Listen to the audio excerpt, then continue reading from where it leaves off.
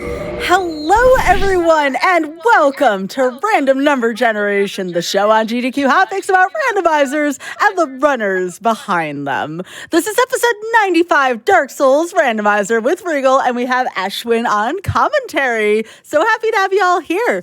A few announcements on behalf of Games Done Quick. Summer Games Done Quick will be live from Minneapolis, Minnesota, June 30th through July 6th. Hype! Visit GamesDoneQuick.com for more info about the event. Games Done Quick is looking for a new mainline event volunteer coordinator and host co-coordinator. If you enjoy our mainline speedrunning events, check out the duties and apply at GamesDoneQuick.com/jobs. We're also looking for a special event showrunner to highlight speedrunning communities through weekend specials as we revitalize GDQ Hotfix. If you are passionate for speedrunning and thrive on organizing gaming events, check out the duties and apply today at GamesDoneQuick.com/jobs. And Ashwin, Regal, how are y'all doing? It's so wonderful to meet you. Welcome to the show. Hey, Skybilz, thank you. Yeah, I'm happy to be here, Sky. Thank you for the wonderful introduction. Regal, yeah, you kick this off. You have a lot to say. Why don't you go for it? Well, so this is going to be an all bosses item randomizer of Dark Souls 1 Prepare to Die edition. Specifically, we're going to be playing on the race mode setting of the item randomizer made by Hot Pocket Remix. And the interesting thing to note about the race mode is that there's only the key items are only going to be randomized within a certain pool of items. It's going to be chests, Black Knights, Ember locations, other key item locations, and bosses. Those are going to be the main things we're going to be checking for key items in order to progress the game. And the reason that we have this set up is so we can get through the runs a little more consistently with a certain time length, so it doesn't take too long. If you did a full-blown randomizer, all bosses, it could potentially take up to 3 to 4 hours. So this kind of keeps the runs more condensed in a good time frame without being too short or too long. So that's why we're running in the race mode setting. Right now, we can go ahead and kick it off and check out what we have to go with. You ready, Ash? Yeah, are you going to be doing the countdown after the Right, yeah, we're not going to do the countdown. Okay. We're going to go into All character creation. So this is the first instance of being able to see what's going on. Let me go ahead and name my character. I'm going to choose male. And now we get to actually look through all the different classes. So this is really the first decision making that we're going to be doing here, is looking through our classes and see what we have to start with. So I'll say these first 5 classes are usually the weakest because you just have the least options with them. Sometimes you'll take them if they have a particularly good starting item. These starting weapons are randomized within a pool of items that these classes can wield with their starting stats. So right here we have a Morning Star and a Wooden Shield. Not the best. Battle Axe is okay. Not worth picking a Knight for. We have a Spear. Not that great. Couple Straight Swords here. This looks like a Vamos Hammer. This, however, the Hunter class is probably the best class to start with. You have good stats for Hunter, first of all. That's not the big thing, though. The big thing, though, is Hunter has a guaranteed bow. And bows in this game have a lot of really useful tricks that you can do with them. It adds a lot of consistency because you're not guaranteed to find a bow throughout the run. So just starting off with one for sure is a huge level of comfort. And it also gives you a good chance of being able to execute a glitch called a move swap, which the bow is half of what you need for move swaps. You need a thrusting sword as well. So just getting that guaranteed is a big deal. We have a bandit's knife here, which is not the best, but honestly, Hunter is so good we might end up taking it still. Sorcerer is potentially okay. This is not a very good sorcerer class. He actually has the witch hat, which goes well. But so with sorcerer, you kind of want to look at what the spell it starts with. This is a cast light, which is meh. Pyromancer starts with a pyromancy glove, which is actually very useful, but not quite as useful as the bow. And the iron flesh spell is not the best. Cleric can also be useful, but not a great start here. Deprive. So this is actually the best starting weapon, I would say, is the blacksmith giant hammer. This weapon is busted, and starting off with it actually saves you a ton of time. And I could start with this, but I think just to be safe and for consistency, we're going to start Hunter. Hunter's just so good. You start with the hammer was as big as your character. Dude, this hammer is actually amazing. It falls off later on, but for the early game, like starting with this is actually really, really good. I'm kind of sad you're not taking the risk. I want it, but no, we're gonna go with Hunter. We're gonna go with Hunter. Play it safe, and of course, there's all these different items here. But for a randomizer, you really just want to start with Master Key because it just helps you get around through all these doors. You're not guaranteed to get a Master Key, so it's just nice to always take it. You don't really want the little bit of like speed boost you might get from black fire bombs or something when you can just like take the key. Because if you don't like find the way through some of the doors, it's actually really annoying. So I'm just gonna always take this Master Key. So yeah, that's the character creation. Everything else doesn't really matter. So I think we're ready to go. All right, you guys ready? Oh yeah. All right, I'm ready. Countdown. 3, 2, 1, go.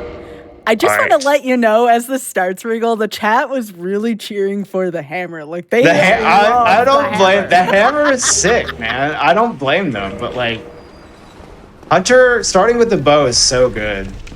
You say this, but you're starting off with a banded knife, so I really hope you get a nice weapon. Honestly, dude, banded knife is okay. You get Sure. Let's think about this in proportion, though. Chat, what would you rather have? This dinky little knife or this huge hammer that's like about as big as your head? Because that's what it looked like to me. I mean, let me know in the comments.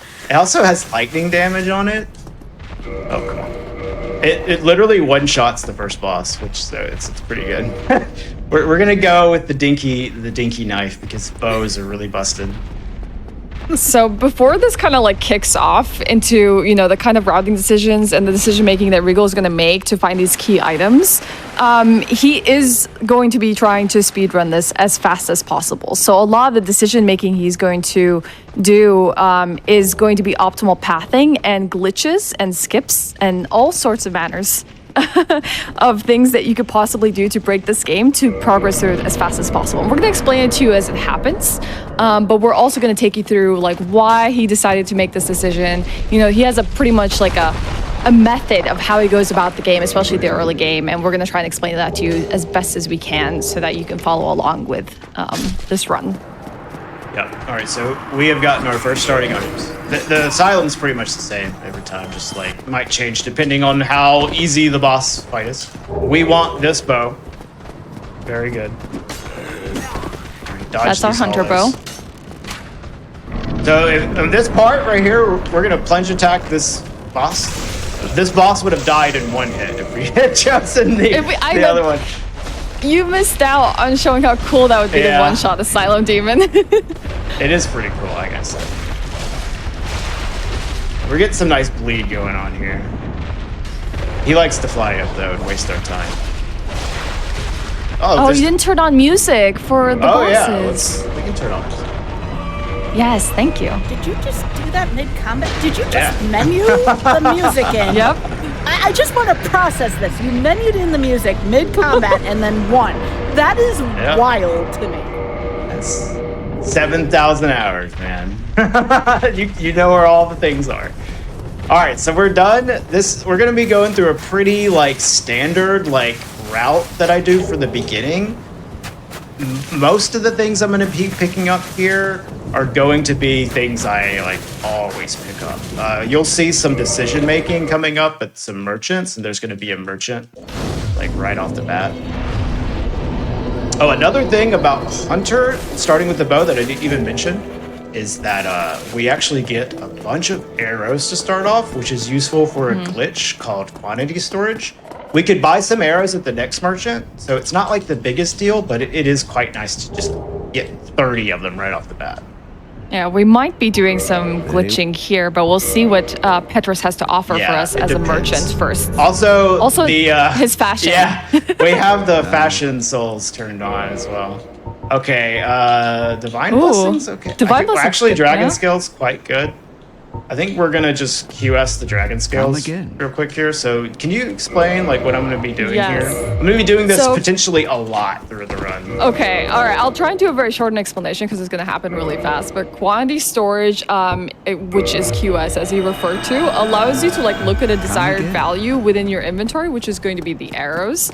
That stores a value, and then he's going to basically be queuing up an action, pulling up a confirmation box menu, but before like confirming anything, he's going to open the start menu to block the thing from appearing, walk towards Petrus, and keep walking, be in this perpetual state of movement until he stops on like the item that he wants to buy. Then the confirmation item dupe menu will come up with a yes or no confirmation, which will allow him to buy the item and effectively dupe it. It's like just a weird little thing that's happening there. 30 arrows. Well, now I have 30 dragon skills. So if I get a dragon weapon, I will be able to upgrade it to maximum, like pretty much right off the bat. All right, we have our first question from the chat here. How does Snuggly the Crow function in the randomizer? So Snuggly is not really important because of the race mode mechanic. So Snuggly isn't a check. You can, if you really want to look for some extra items, you can like go to Snuggly if you just happen to have the things on you. And at the beginning, you do get a humanity from Asylum Demon, which you can use to trade to Snuggly right off the bat. So if you want to do it, you can, but for race mode, not a big deal. That's a good question. And most of the things that... just to say, like, you saw me opening all those chests. Those are, like, the things that we're really looking for. I'm picking up all these items here because they can be, you know, like, weapons or other useful things. But the things we really care about are those key item locations, which are in the chests. They're going to be Black Knights. They're going to be Embers. And I might die here. Yeah, like the feather arrows he almost died for, that's just a random check. That isn't a key item. That's just like, it happens to be in such a good location that he can quickly pass by, pick it up, and what if it ends up being something really good for him that he can utilize in the run? Like Red Tearstone Ring, for example, is not an item that you can get in the randomizer on any of the key checks, but you could potentially find it in the beginning, it's a lot more important to just check these random items, but the ones you're really, really looking for, that you're going to go out of your way for, are going to be those key item checks. And if you're looking to get into randomizers, there's like a list out there so you can know what is a key check, so you're not just doing it at random. And when you're first starting off, you'll basically refer to that a lot until you like memorize them. You know exactly what you're looking for and where you're looking. Snuggly won't have key items in race mode now. All right, so here, this is like a potentially a big shopping section here. So I'm going to focus while I make decisions a little bit, but I can call out stuff. So Pyromancy Flame, really good, because this can help us do a lot of different things. We're going to get Cast Light as well. I'll probably QS these large shards. I'm going to QS the Soul of a Brave Warrior here, so I'll just have a bunch of souls I can pop to buy all this stuff. So I'm going to start off with the Soul of a Brave Warrior, which is just going to give us a bunch of souls that we can buy all this stuff with. All right, so now we have 46 of these, and we're going to use these to like fuel all of our purchasing here. That was another QS there. We do a lot of QS because the merchants have like access to a lot of busted stuff, and we can do a lot of broken things with the merchant menus. So like right here, I'm going to QS these large shards just in case. Like it's unlikely that I'll even need these large shards, but just go ahead and grabbing them in case I find a setup that requires large Titanite shards. So right now my upgrade materials are dragon scales and large shards, and I'm just going to be like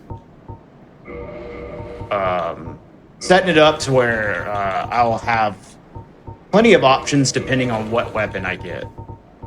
And I'm be buying these other useful things. There's a lot of good things that he's Yeah. purchasing Like this here. is just Like some of always them a are lot just of stuff you want to buy. yeah.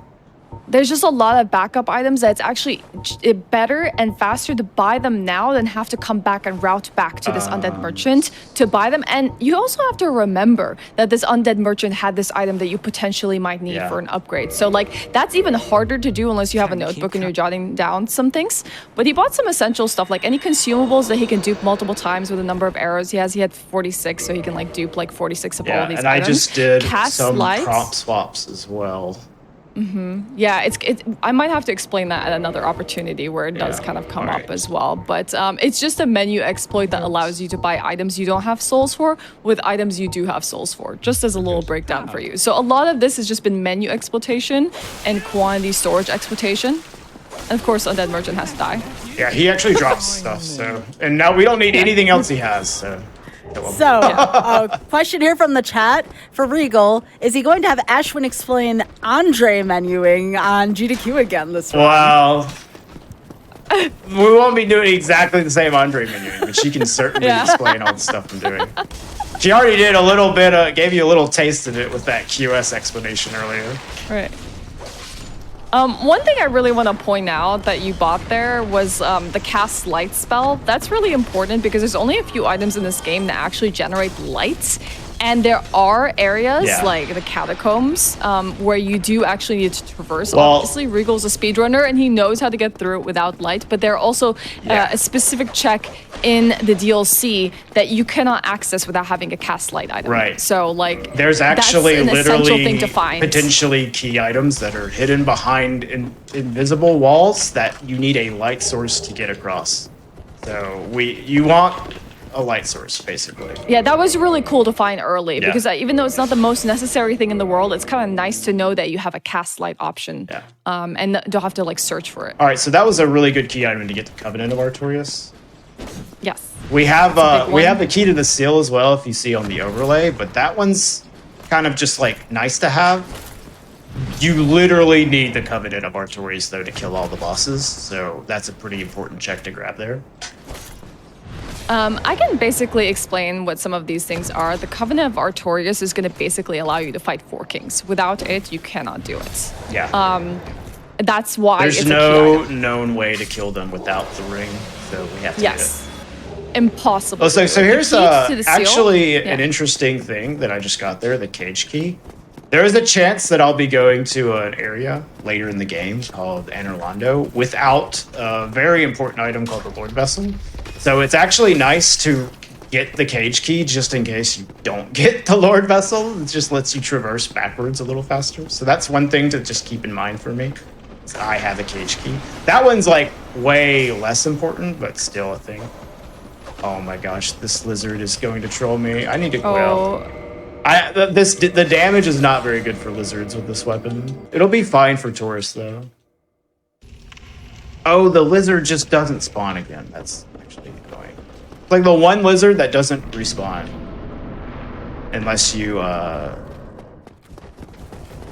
warp back to the bonfire. That's okay though. All right, here's Taurus. This is going to be really slow. But we have bleed procs. There we go. That's one.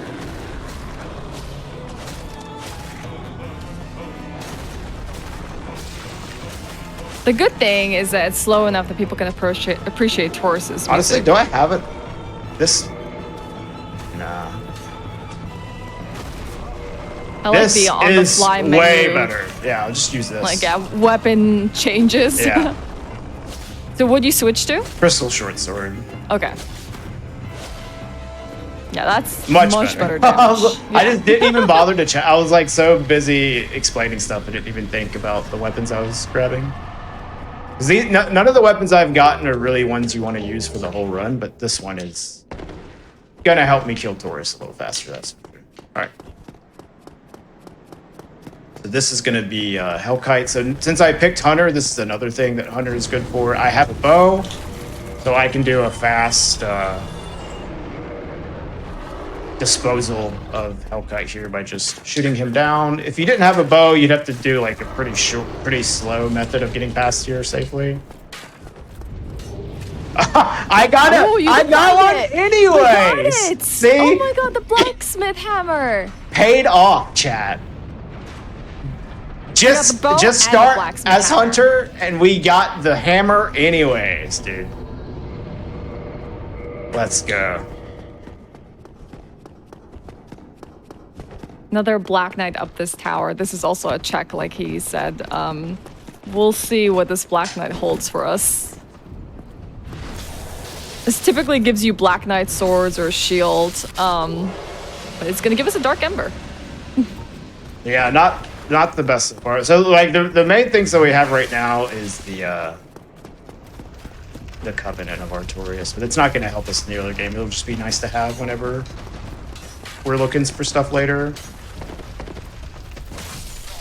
He's killing this hollow to make sure that they don't close the gate here, which is gonna be really annoying to open. Yeah. Okay, so you ended up with a... Let me get this straight. You ended up with a big hammer anyways. Yeah, exactly. And I got a bow. So. It works out. Check Okay, enough. out exactly what they wanted. Wow. This And is he's running around naked, like this the is original deprived character supreme was. decision making right here. Yeah. That's the really cool thing about item randomizer speedruns is the decision making involved. Like if you try to do these, you're gonna learn very quickly. It's kind of hard to do good decision making and do ones that are like Fast. very route efficient and Yeah. fast. Yes.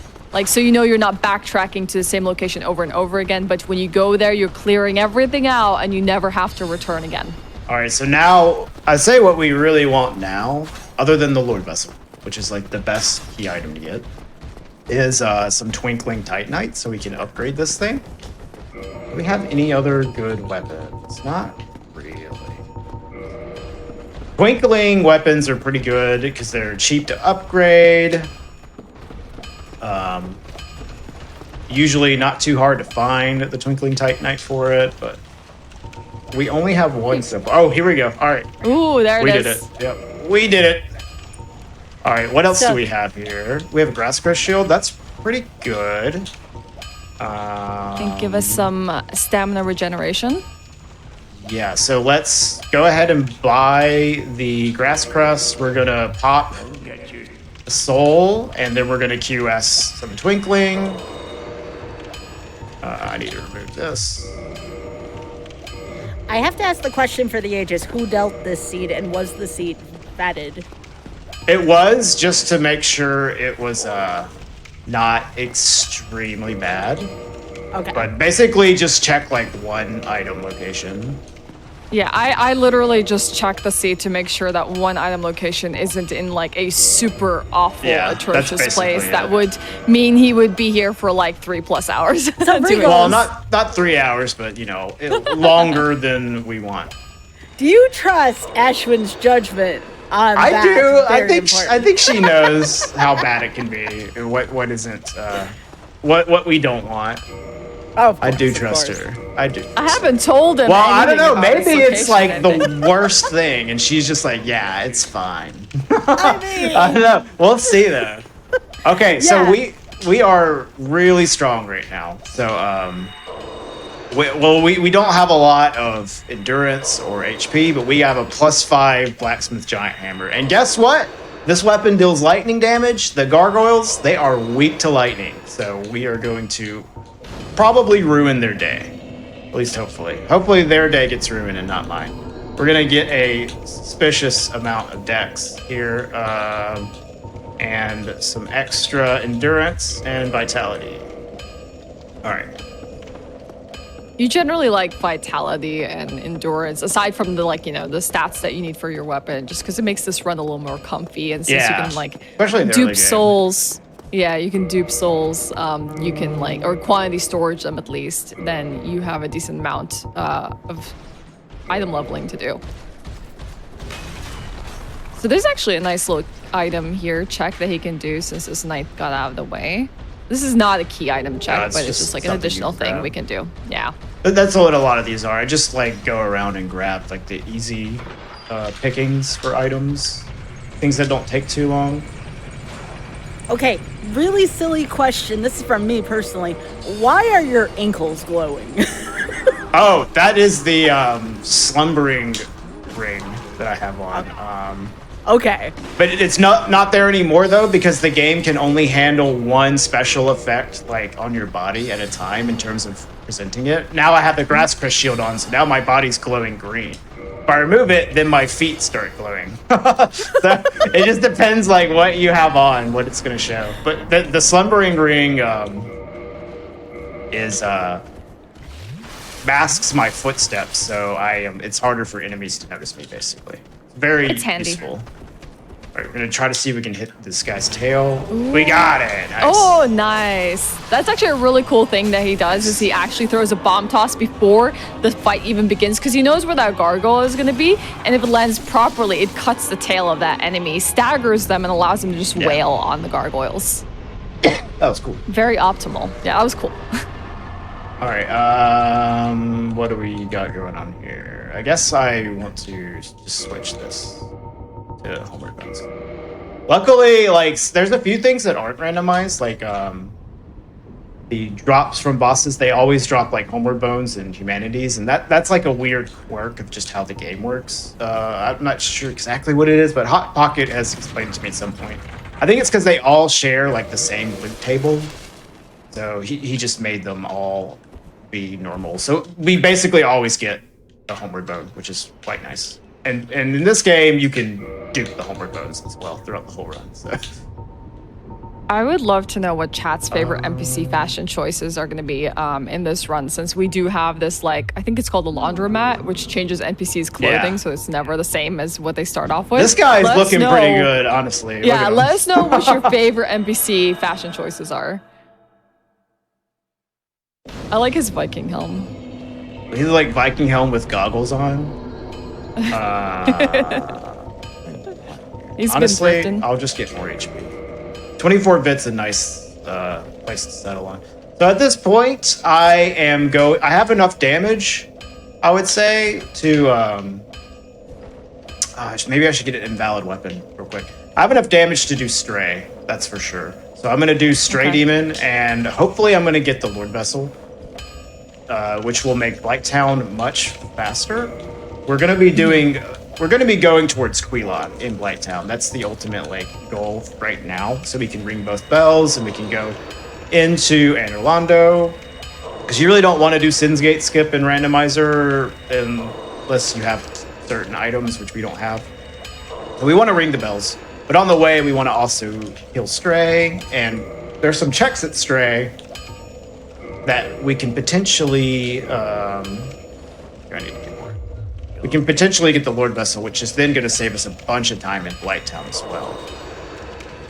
So I'm just going to make sure you're getting an invalid weapon, which I can explain to everyone, just for the potential that you might do a poop walk. Is that correct? Yes. Okay. This is a fun glitch name. Poop walk is pretty self-explanatory in what it looks like. I need 25,000 souls to do this. That's a lot of popping. Okay, get to it. Yeah, poop walk is going to be a very interesting glitch that we could perform that causes the player to T-pose, because we're literally holding an item that has an invalid weapon ID, using a glitch called equipment slot manipulation.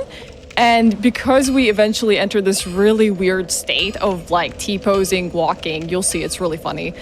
We can potentially like go down ladders in such a strange way it takes us out of bounds, and then allows us to go to the depths and without having to like traverse with a key, which he does have in his overlay as just like, if he finds a depths key, it allows him to go through like lower undead burg to go to Capra Demon and the depths, to fight these bosses and do more key checks really readily and easily. But since he hasn't found that, there's a chance he might do something called I'm gonna go ahead and do it. We're just gonna do it. Please show them what that looks like and why it's called. There's definitely a consideration here for doing it, because we want to rest at Firelink, which is going to make us spawn there, because we don't have the ability to warp between bonfires yet, because we don't have the Lord Vessel. So if we're going to rest in Firelink anyways, we might as well just go ahead and take care of that stuff.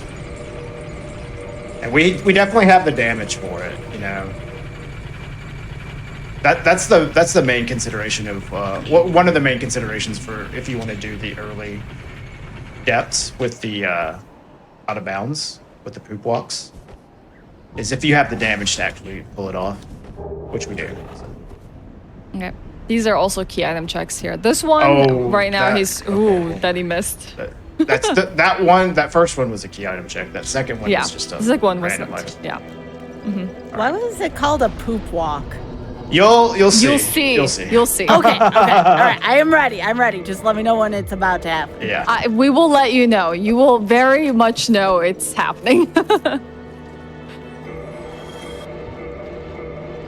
Oh, you found reinforcements for the SSLS. Yeah. I didn't even notice that. Yeah, I got in your many Firekeeper purchases. Selfless. Well, first we're gonna go to Stray. We're gonna do Stray real quick, and then we'll the poop walking later. Yeah. So Stray Demon is back in the Undead Asylum that we escaped from, but there happens to be another boss below the boss you killed to get out. Yeah. So we're gonna go fight that really quick. And there are some key item checks there. If any of you have played Dark Souls before, you know that behind a certain Black Knight, there is a corpse from the initial cell that you escaped from that holds a key item called a Peculiar Doll, which allows you to enter the painting world. But since this is a randomizer, obviously it's not gonna be the Peculiar Doll, but sometimes, sometimes the item is a vanilla item, but and then not everybody too often. gets mad. Yeah.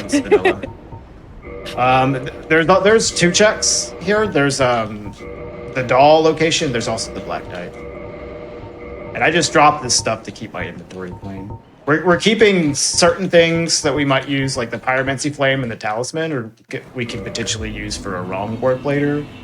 But all these extra weapons that we know we're not going to use, just get them out of here. This weapon will basically carry us for most of the game. It really falls off in the DLC. Although if we just really can't find anything else, it will serve us, but we would rather not use this the whole run. However, for 90% of the bosses, it's gonna be totally fine.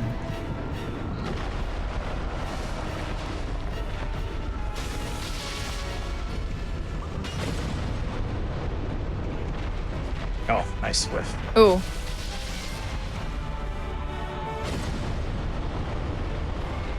Stray is actually not a fun boss fight, He's just because he's a copy of Asylum Demon does not He's mean... not fun when you're trying to go for PBs and speedruns, because he has a lot of RNG.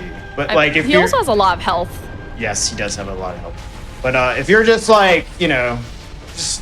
just gotta kill him, you don't care too much about going insanely fast, he's pretty chill. But if you are running all bosses for PBs, he is a really annoying boss. But that boss butt was very well it's defined. huge. It was very well defined. It's huge, actually.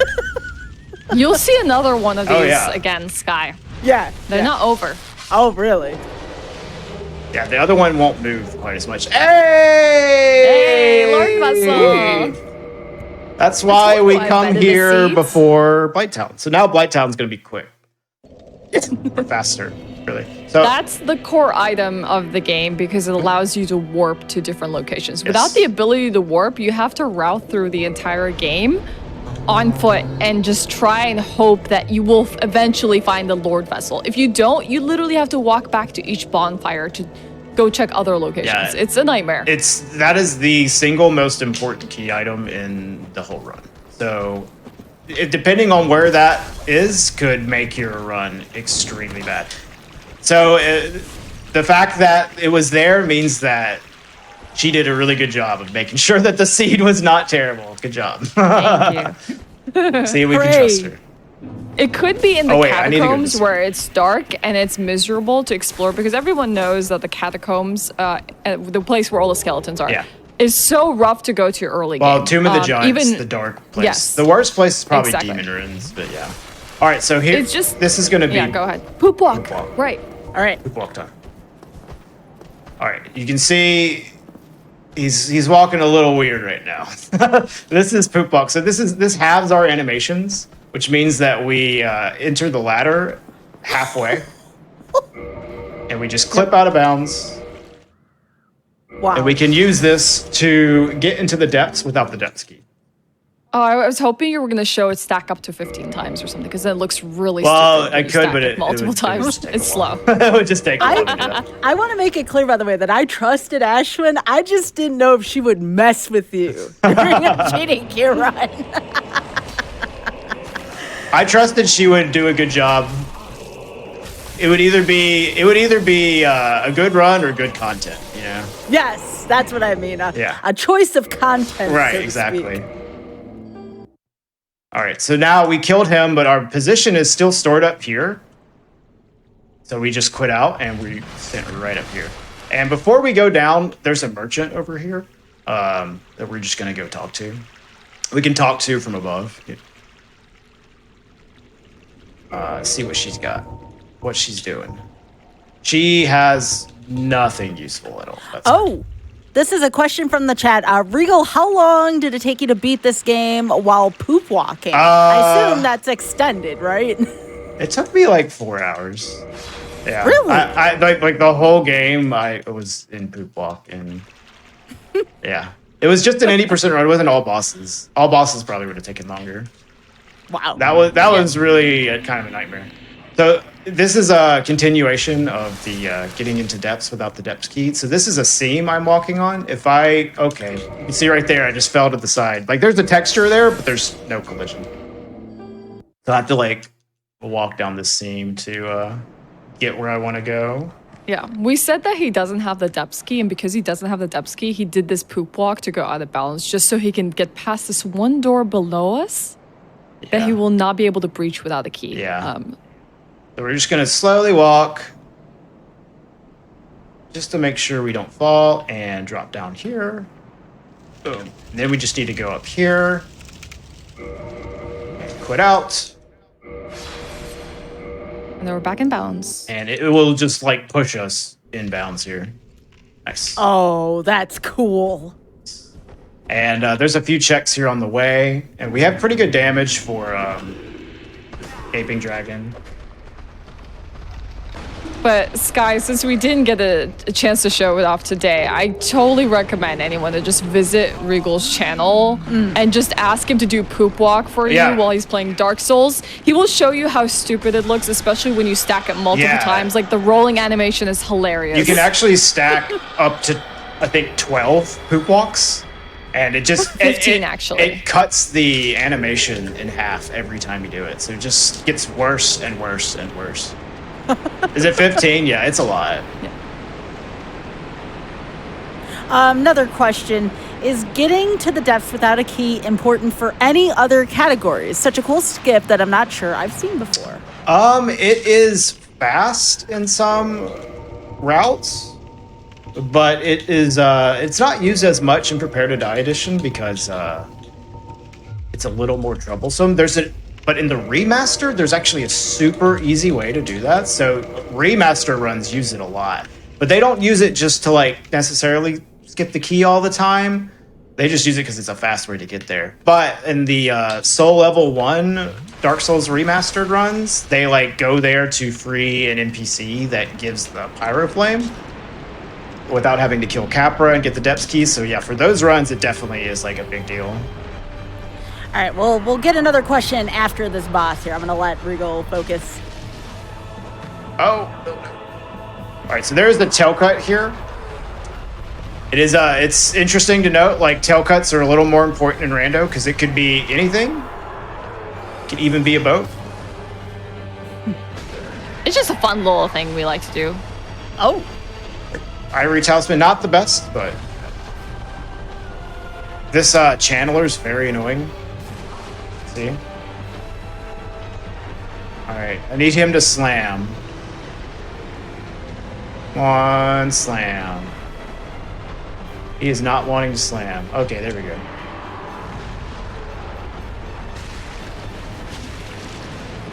You almost had me breaking out into a Space Jam song. Yeah. You know, I would not have been surprised if he had. All right, Okay. so another question here. Can you ask Regal if he's ever done a whole run over encumbered? And if so, how was that experience? No, I want to do that. I have seen someone do that, and it is honestly amazing. My friend Regan did a whole run of that, and he did it in multiple Souls games, and it was actually really sick. I want to do that in this game.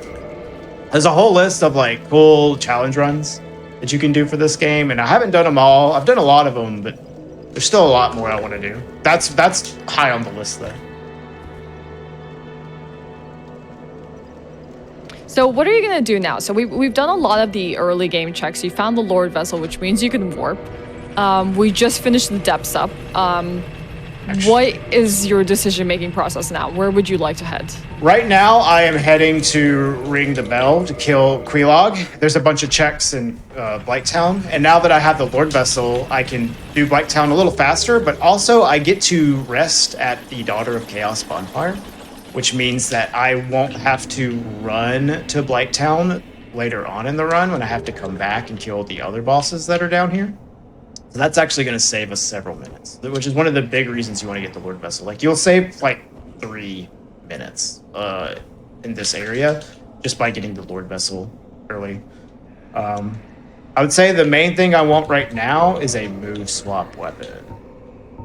If you find it. Okay, so I'm not Never. going to be able to get a negative quantity, but I can prompt swap the catalyst to have a catalyst.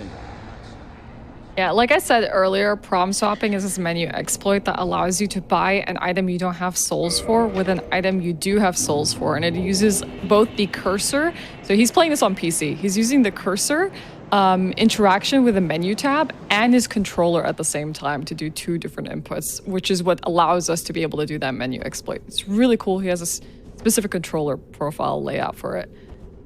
So like right now, I could get to the bottom of Blighttown pretty fast if I wanted to, but there are checks up here on this this like wooden section up here, so I need to run around picking up some chests. Right, we're not doing too bad on key items. Like, we have the best one. Oh, actually, that's Ooh, crest another key. good one right there. That's Not a great bad one. seed so far. Yeah.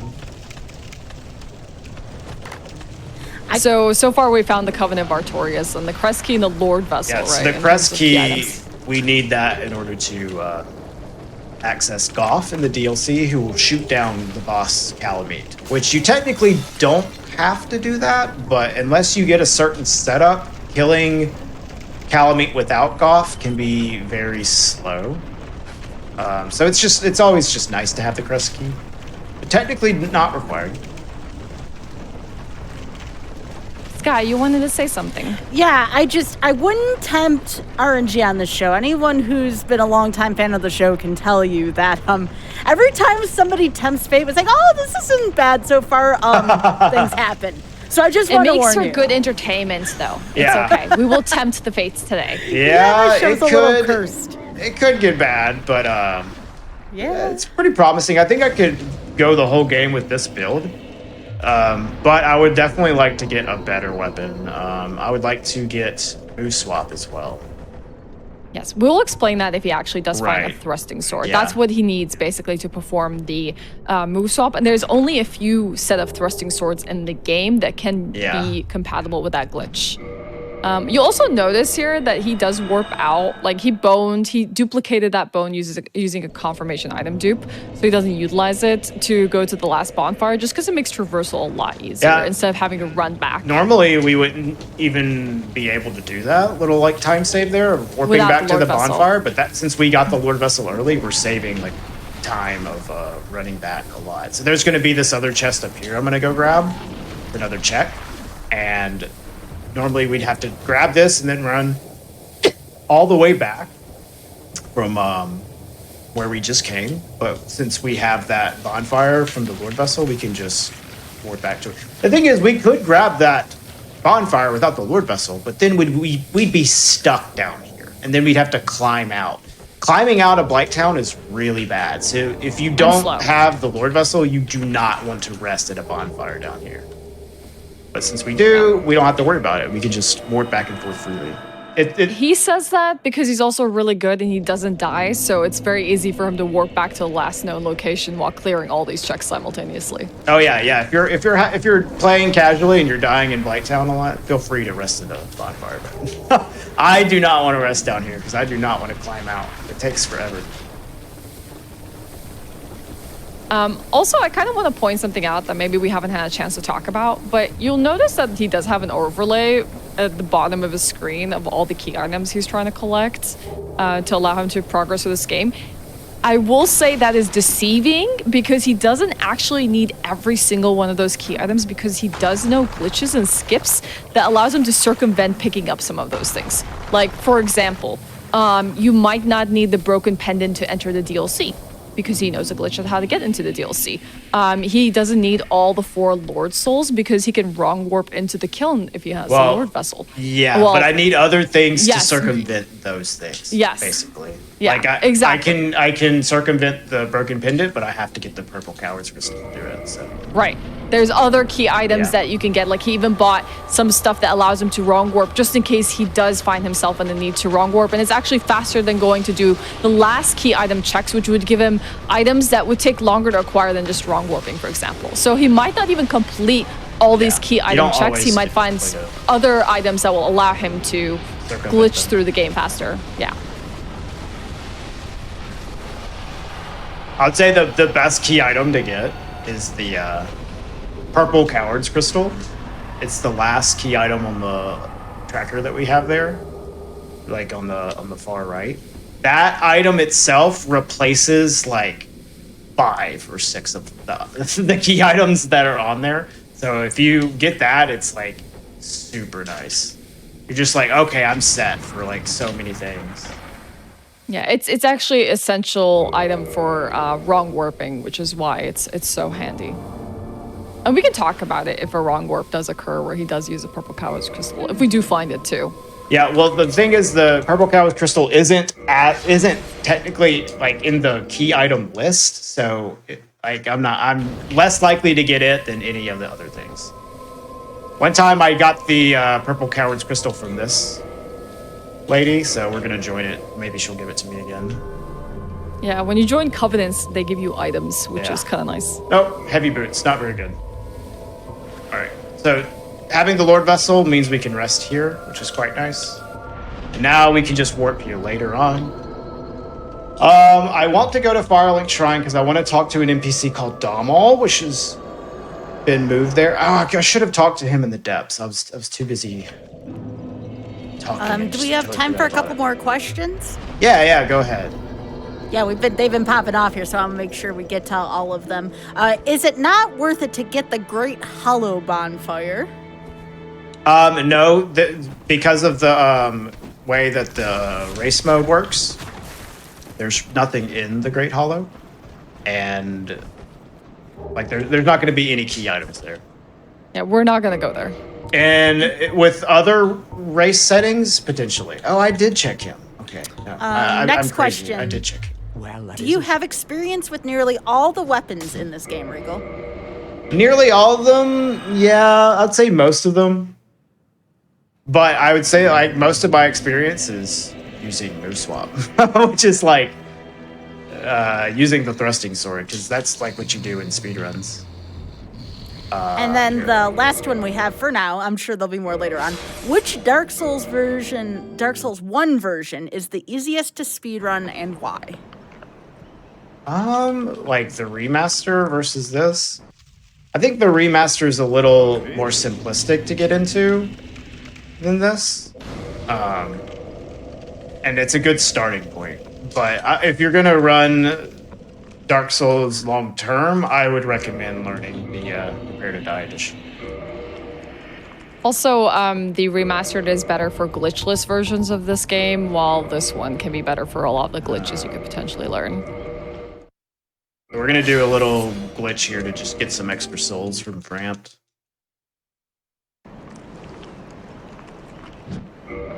But we don't have a lot of stuff that we can... Oh, it's on no. Farewell. Do this differently. Yeah, so you actually want the confirmation item box to be on like actually yes when you're trying to purchase items. If it's on no and you're trying to cycle through the menu, you kind of have to quit out and do it again because you're trying to position like you know where your last like index is saved. Is it on no or yes? And based on like how you menu through it, you'll know how to like manipulate it to land on yes on the item you want it to land on. So that's what he's trying to do here. What you're doing too, because on Framped you want it to be on no, but on regular merchants you want it to be on yes. You have to like memorize what you want for what. What I'm doing right now is I'm just selling a bunch of stuff. I'm using quantity storage to inject that number into the sell prompt. So I'm selling 45 of these souls, even though I only have one of them. Of one, yeah. There's quantity buying and there's quantity selling. For most of the game, he's been doing buying to duplicate items with an item amount that he has, which was the arrows he was using to look at and injecting that number into the purchases. And now he was using it in the reverse way, where he was selling items and more than he actually had, which is actually like, it's a common way that people play this game. If you played it long enough, people have probably at some point tried Framped quantity selling or buying, especially for item and soul duping. All right, well, now we are going to make our way to Enerlando. Ooh. That's going to be fun. There's definitely some checks in Sense Fortress. Yeah, we still really want to find a move swap weapon or move swap tool, but it's not the biggest. Either a move swap tool or something that can replace this. So wait, what did you say exactly? I heard moose swap tool? Move, M-O-V-E, swap. Oh, move. So there's a glitch in this game where you can transfer the moveset of one weapon to another weapon. Oh, wow. And it is one of the most powerful glitches in the game for just dispatching bosses. But we need one more type of item before we can actually really start doing it. And it's a thrusting sword, so like a rapier or an S-stock. Oh, that's a the doll. That's a really good item to get. That's a key item. That's going to be for the painting. If we find world. one of those thrusting swords, we'll be able to start move swapping. We can get away without doing it. Like, we can just use the weapons as they normally are, but it will give us a lot better boss fights if we can get a move swap tool. Yeah, I can give you context for that. So in the Prepare to Die edition version of this game, the most powerful way to use weapons is through the move swap. Like, it doesn't matter what weapon you're using, there's alternate ones for different categories. If you can do a move swap, that is the fastest way to demolish bosses, and you'll see why if we get it. In the remaster, this glitch is not possible. And the reason why he's looking for a thrusting sword is because the thrusting sword has a very unique, like, running attack that you have when you're jabbing at enemies with it. It does 2 hits of damage, and those 2 hits of damage are very fast. Yeah, are very important because he's gonna apply that moveset of that thrusting sword he's gonna find onto a weapon that does a lot of damage, like the hammer he has right now. And so with him doing the rapier attacks on this hammer, it's gonna be extremely effective against bosses. Yes, especially for just staggering them. But we can get away without getting it. It's just going to make the boss fights so much faster if we get it. All right. Yeah, he's good enough that he can like navigate this game with just the weapons he's using in a vanilla manner, and it'll be okay. But I think you're looking for a better weapon at this point, right? Like, yeah, this one's Dragon Tooth or fine. a Black Knight it's just weapon. There's a few bosses that this weapon is really bad against because it's a lightning weapon. So the bosses that have high resistance to lightning, it is really not great for. Especially the DLC bosses, but we can definitely kill them either way.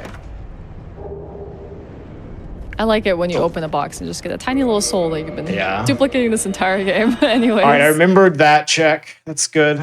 I did a run the other day where I just completely forgot to get that check and just couldn't finish the randomizer until I went and figured out that was the one that I missed. Yeah, he's not taking notes in this run, by the way. He's relying on his memory. So if he actually forgets to check something and he doesn't recall what that was, he can be very late into the game and just wondering where on earth is this item. Right. That's kind of on you, though. Yeah, but you are going fast. I think that's the only time it's ever happened to me. It was like 2 days ago.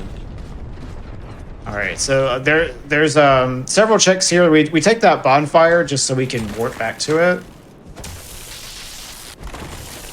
Because these checks are like kind of branching paths away from each other and running back and forth. It's kind of slow.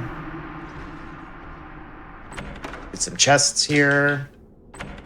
Notice how he opens both chests and tries to pick up the items at the same time. It just saves some time rather than picking them up individually. All right. There's a merchant up here as well. Merchants in randomizer are such a big deal because they just usually have such a large inventory of different things that you can get from them. And the Crestfallen merchant is up ahead, so we're going to be crossing our fingers for something good here. Most people miss this because, you know, you feel frightened to make that jump across this, like, fortress. All right, what you got, buddy?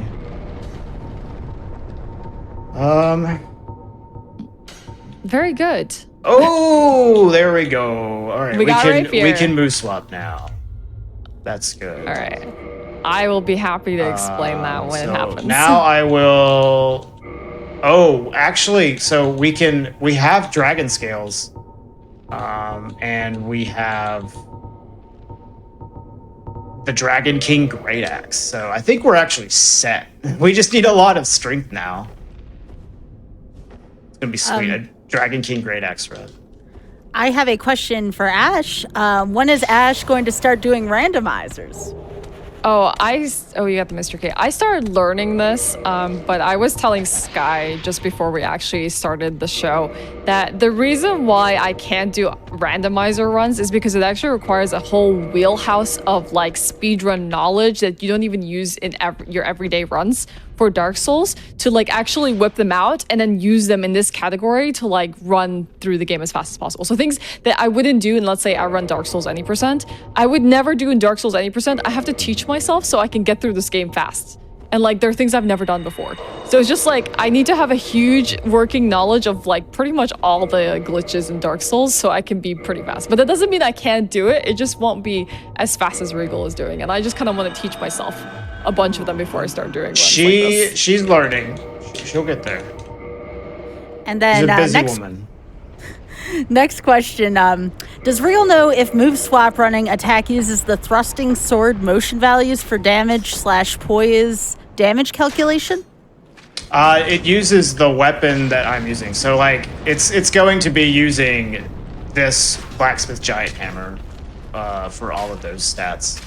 So like if you have like a really big weapon that does a lot of poise damage, it's going to be using that weapon. So you will be able to stagger the crap out of enemies. Which is that is the plan. So this guy is gonna we're gonna stagger him in probably one running attack, and then he's gonna fall in another running attack. It's gonna be very He has move swap on right now, so you can see what that move set looks like, and I can explain it to you in a second of how that worked. That's the rapier running attack from Velka's rapier that he just purchased, and he's damaging Iron Golem below the knee. If you do a set amount of damage below the knee, he will stagger, and if you manage to line him up perpendicular to that bridge and you hit him again, he will drop right off. That's the speedrun strat for getting rid of Iron Golem. So the move swap glitch, in short, is our ability to transfer the rapier moveset onto a weapon of choice, it being the blacksmith giant hammer here. And that happens by virtue of wielding the two-handed bow in our left hand. Weapons generally are not left-hand two-handed in this game, but the left bow is. Luckily, the bow does not have a running, rolling, or plunging animation or attack. And because it doesn't, and Regal tries to queue up an animation and switch to the weapon of choice, the giant hammer, on the same slot that the bow was in, the game is forced to like retrieve information from the weapon on the right hand to add these like animations for and move sets. So suddenly his blacksmith giant hammer has the moveset of the rapier because the bow before it does not have these this information value, so it just takes it from the right weapon. So essentially just putting the rapier moveset on this hammer. Well, we are going to be switching. Do I have the? I don't have the smith box. Okay. We're gonna be switching to the Dragon King Great Axe pretty soon. We'll do like one more boss with the Blacksmith Giant Hammer though. Now that he has it, he will be utilizing the move swap for like all the bosses. Yeah. You'll see him like go into a running animation, jump, and then you'll see some really quick menuing, and then he'll come out, you know, wielding the weapon in his left hand two-handed. That's him doing the move swap, essentially. The next question here for Regal: what is your favorite weapon in the game? Favorite weapon? Probably the Black Knight Halberd, which is kind of a lame weapon to say, but like I've spent so much time running a category called No Realm Warp, where that is the primary weapon that you use, is the Black Knight Halberd, that it's just kind of like ingrained in me. I really like the Dragon Tooth as well, which is another weapon that you use in speedruns quite a bit. It is like the premier move swap weapon in this game. It does crazy damage and poise damage whenever you move swap it. But the Black Knight Halberd is much better when you don't move swap it than the Dragon Tooth is. So probably good with that. And on the topic of favorites, what are both of y'all's favorite souls in the game? Favorite like Dark Souls game? I think it was Souls-like Souls-like game, sorry. Yes. Yeah. Game. I would Yes. easily Lies B. If we're not unless we're counting FromSoft games, then it would be Dark Souls 1. But non-FromSoft Souls games, Lies B. I would agree with you on that. This guy is being they very annoying. destroyed you. Oh my god, that's your first death, Yeah. right? The problem with Velka's rapier is I can't wield it, so I couldn't knock him out of the way. I noticed that. Oh Yeah, my god. I can't wield it, so I can't actually knock these guys out of the way. Might Usually, be worth putting some stats into it. well, no, but you have to like get intelligence and faith to wield it. It's stupid. So I don't really want to do that. Here, I'll just And I can then just move swap. And then there was a question in the chat: how do you balance speed life and family life? I assume like speedrunning gaming with your personal lives, I guess, like, you know, kind of like a speedrunning life balance. I don't know if I do, honestly. Good question. There's a reason why I'm not good at this like he is, because I've never been able to balance personal life, adulting, and streaming and speedrunning all at the same time. While he's had time in his life to put like 7,000 hours into this game. So he's already like good at it. He doesn't need to really go and learn anymore. And so, yeah, I will never catch up to him. There's always a gap between us. And now he doesn't need to do anymore. Yeah, I don't have to practice anymore. I did all my practice already. he's put his time in. That's very sweet and understandable. I mean, I also married a speedrunner myself, and we both do different types of speedrunning and challenge runs and stuff. And yeah, you don't balance it. I mean, that's definitely a mood. I feel that. Yeah. It's a really good question. If someone out there has an answer, I'd love to know. Yeah. It's nice to know that just speedrunners attract each other. We just find each other one way or another. Oh, definitely.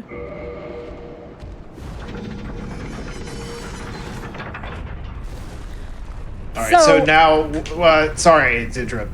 We're heading down to. Oh yeah, go ahead.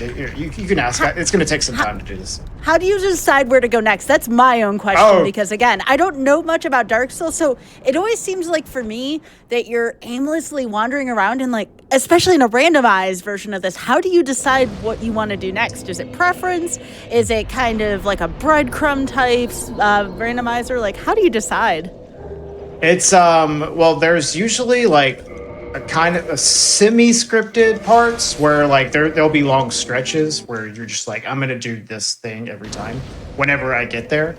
But the way you like connect those different things is just based on what do you have, what's accessible, what's my damage like. Sometimes it is preference as well. That can absolutely play a role into it. But a lot of it is just like, what are my key items? What's my damage? That's a large deciding factor in it. So like, I have pretty good damage right now, so I can just kind of do whatever I want. Yeah, and if you don't have things like the warping item, the Lord Vessel, you'll probably go to all these areas early in the game that you can easily access and check that isn't too hard for you to traverse to look for those key item checks. Otherwise, you're gonna like aimlessly wander into the world and die and die and die, and it's not going to work out for you, and you won't be able to kill bosses because you don't have enough damage. So you're going to try and hope that those early key item checks are actually going to result in something good. It's a bit of a gamble, actually. So Regal will do that sometimes. Like, he'll be like, you know what, next up is Blighttown. I'm thinking that I'm going to get a key item I need in Blighttown, and he'll commit to that, and then he'll just play it out and all the decision making he needs to make there. And if he doesn't get it, well, too bad. He'll go look for the next area that he can traverse to and check for key item checks. But honestly, this run has been really good for him. It hasn't really been much of a hunt for him to look for specific key items so he can progress through the game. He's just kind of finding them as he goes along. There's also like a big consideration for sometimes you need to go to an area, right, to look for some checks or to do a certain thing. But you know that you'll have to go back there later anyways, so you want to kind of like hold off on doing it until you're going to do it in one go. There's several key decision making points like that. There's an area called Dark Route, which you can go to hunt for the Lord Vessel in the beginning of the run. But if you go there earlier on, you're not going to be able to access the DLC, which means you're going to have to do another run back there later. So that means you're going to be taking 2 trips to Dark Route, and that's just time wasted. Same thing for Blighttown. If you go to Blighttown without the Lord Vessel, you won't be able to take the Daughter of Chaos Bonfire, so you're going to have to take a double trip down there later. So you have to weigh like a whole lot of things just based on what do I have. Yeah, if anyone wants to get into randomizers in general, even just on a casual level, not even speedrunning, it's good to have some working knowledge of the game, and if not, have a guide next to you so you can just kind of remember, like, where can you go in the game and when can you do it? And what items you need. Need quiet right now. Oh, sorry. Yes, you do. Is there anything you try to avoid? Can we get some... Sorry, Sky, can we get some quiet here just because you This have is some audio like the cues? one part. Go for it. Yep.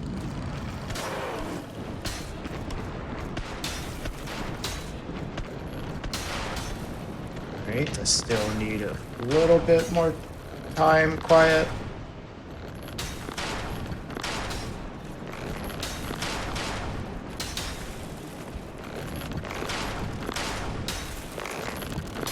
All right, we're good. You can ask away. So, the thing I was going to ask is there anything you try to avoid in this game or anything you put off on average, or is everything just kind of open and you're kind of welcoming to anything as long as it's within what your current equipment, health is, etc.? Usually I'll hold off, like I said, on like Dark Route, because I don't want to take 2 trips. Same for Blighttown. Try to hold that off because I don't want to take 2 trips. But you have to do that stuff eventually. So like it just comes a time where you have to like do it eventually. In terms of like dealing damage, the DLC is something that you just want to make sure you have good damage for. ONS is something you definitely want to wait till you have good damage for. So you absolutely do put things off. But your progression to a lot of things is pretty natural if you know what you're doing. I would say DLC can definitely be a point where it's like, well, we'll wait until later to go there. You know, just because the bosses in the DLC have such high resistances. Oh, fat ring. Well, I already have one, actually. Oh, you did? Yeah, I didn't even it's the notice you had one. Second one. That's the Ring of Favor and Protection. It gives some nice extra stamina for you. Makes it a little more comfy to do things like the move swap. So this whole last, like 10 minutes of progression I've done ever since I set into Sin's Fortress is pretty standard. Like, once you make the decision to go into Sin's and head to Anor Londo, the next, like, 10 or 15 minutes of your run is going to be pretty much the same as always. Because there's this just straight line of checks that you take to ONS here. There's a ton of checks in Anor Londo, and you just kind of run through all of them as you make your way to Ornstein Smoke, try to take them out. There was a great question that was asked about I just why... realized, no, I didn't miss it. Okay, I was thinking maybe I skipped a check, but I don't think I did. Oh, I think you've been fine. I've been keeping all your. Well, I was checks, thinking like, maybe I on forgot top. the one behind the Anne Orlando elevator, but now that I think about it, I think I got it. Yeah, you did. I saw you get it. So the section he asked quiet for was for two reasons. There's these demon bats that will throw lightning spears at you. And since he's running with his back towards them, he's paying attention to small little grunts that they make to know whether they're throwing a lightning projectile at him and whether he needs to strafe it. Also, the archers, the Silver Knight archers, will also throw arrows at you. And he's listening to a specific cycle to make sure he heard the last arrow to fire by one of the archers so he can safely run across this platform and not get hit. Okay, oh, we also took out Gwendolyn. Gwendolyn, that is just right there. You want to take the Darkmoon Tomb bonfire anyways. You can warp to it later so you can go to the Painted World. And then you just take out Gwendolyn on the way there, especially because there's a few checks behind the boss.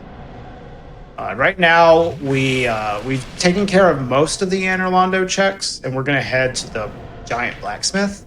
And we're going to use the Giant Blacksmith to upgrade our weapon we're probably going to use for the rest of the run.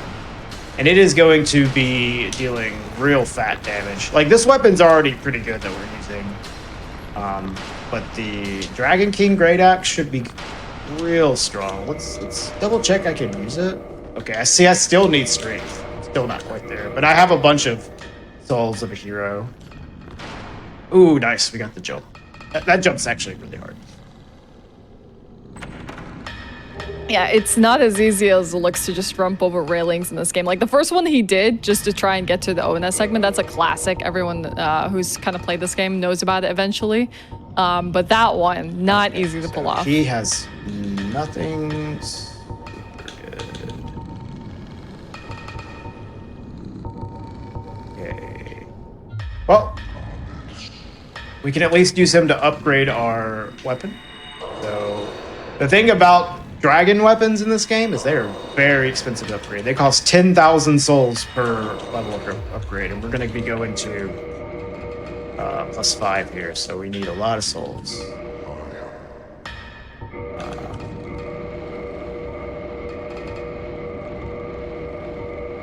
All right, that is fully upgraded. Now we still want to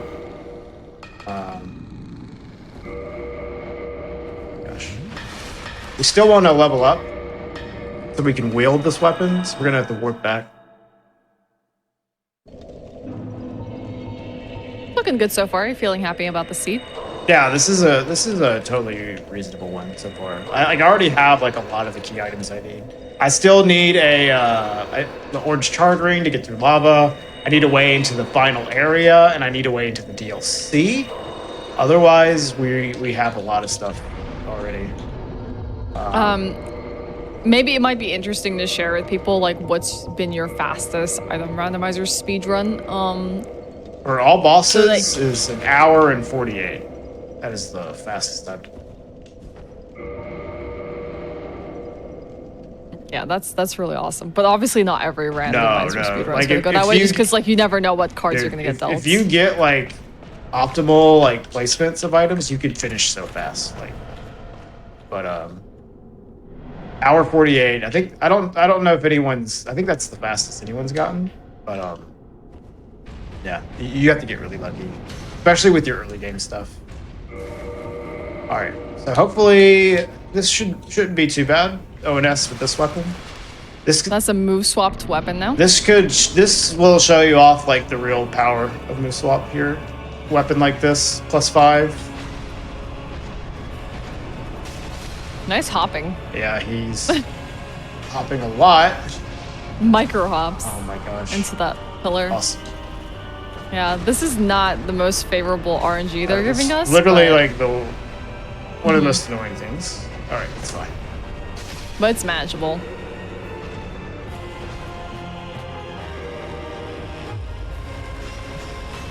Well, technically all bosses can be performed in 58 minutes, but for the item randomizer, not that fast. Yeah. Yeah, if you're not doing randomizer, you can do it in under an hour. Oh, there's so much hopping happening from I know, ONS it's actually today. very annoying.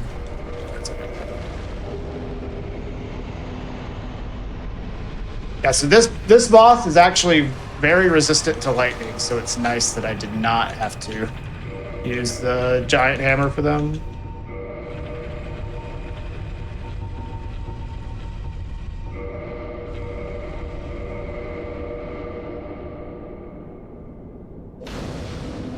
So if you don't know Dark Souls or you don't remember the item progression that you get in this game, naturally, you would be here when you get your Lord Vessel. Like, you would have to talk to Guinevere or kill her to obtain the Lord Vessel, which gives you ability to warp in this game. But because of the item randomizer, we got it as early as the Undead Asylum on its return after Straight even.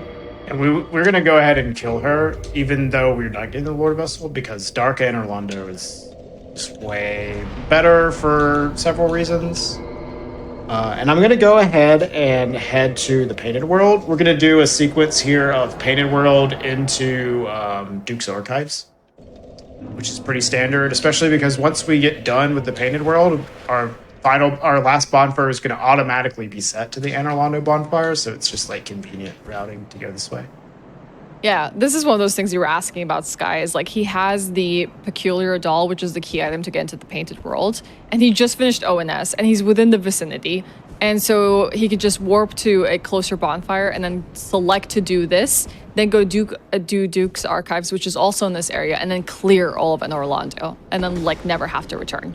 Well, the main thing is going to Duke's, because there's like 12 checks in Duke's Archives, but doing this into Duke's is just convenient because your bonfire is set to the Anor Londo bonfire whenever you finish the painting. So it's good to do this into Duke's Archives.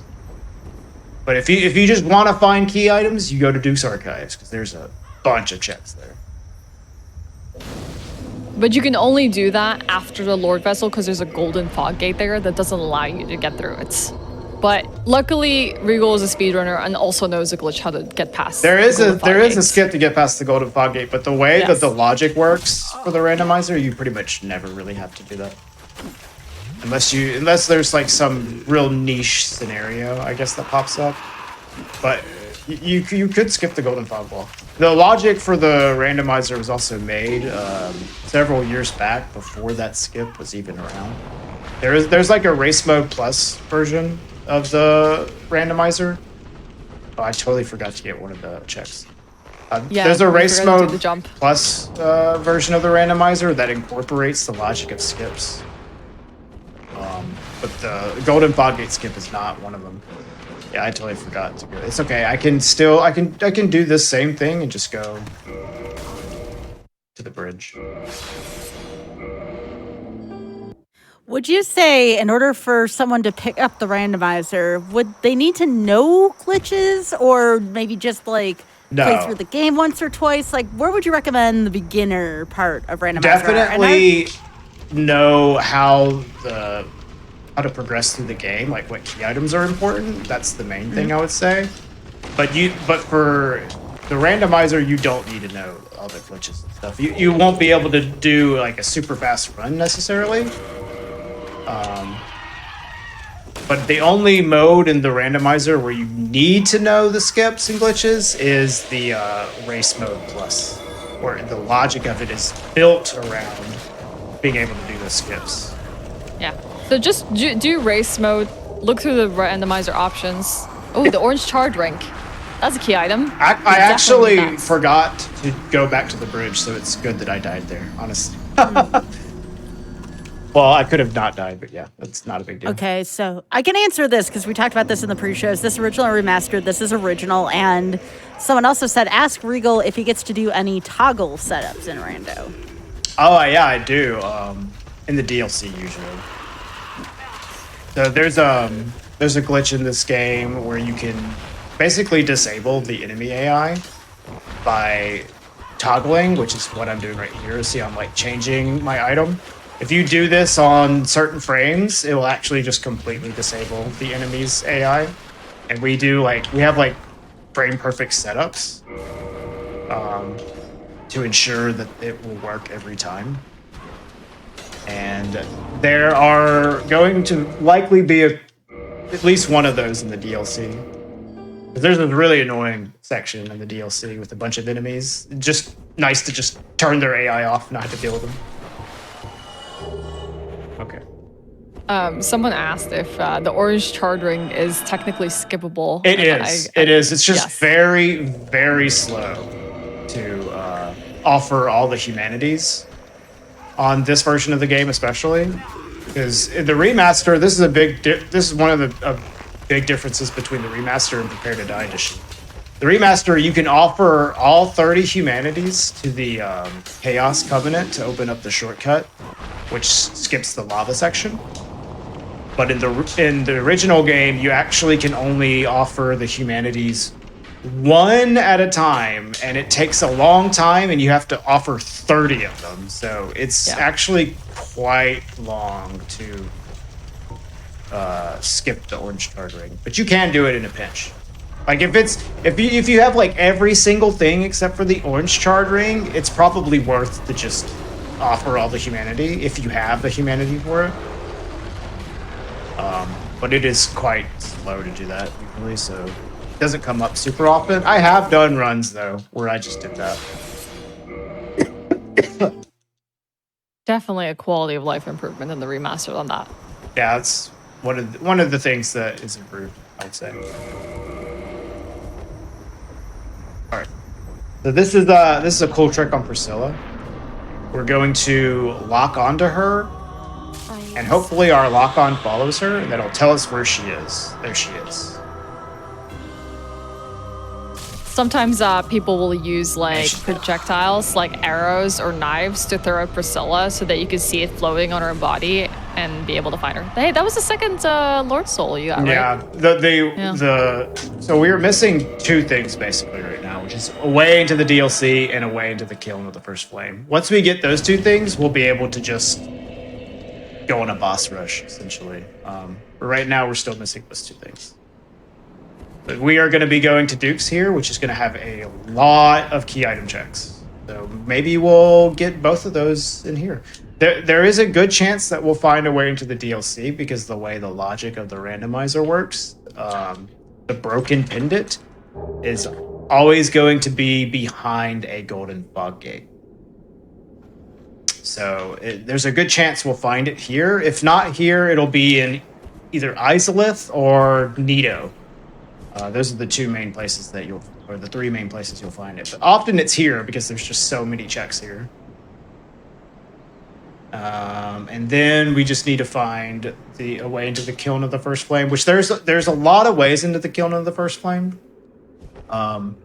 Using there's like multiple methods of wrong warping. And there's also just getting the souls themselves. You can also technically use a glitch called a force quit to do it, but we generally just don't allow force quits in the rando runs that we do, just because it kind of like takes away some of the interesting aspect of actually having to find a way into the kiln. Like at least you can wrong warp. So you don't have to get all the Lord Souls, but just like you at least have to get some kind of gear to accomplish it. So we usually don't do Alt F4 wrong warps. Yeah, Duke's Archives is definitely one of those ones where you're like, when you're starting to learn randomizers, it's hard to remember all the checks that you have to do here because there's so many chests. And then there's a lot of spinning platforms. So I ran past one right there because I haven't killed Hydra yet because I'm trying to do Dark Root in one go. And if you haven't killed Hydra yet, that golem doesn't drop anything. So he would normally be a check though, but we're just running past him. Hey, there's the key to the depths. Oh, key to the depths. Yeah. Now we got it after the poop walk glitch. Speaking of glitches, I don't know if we've talked about this yet, but I do want to touch on this.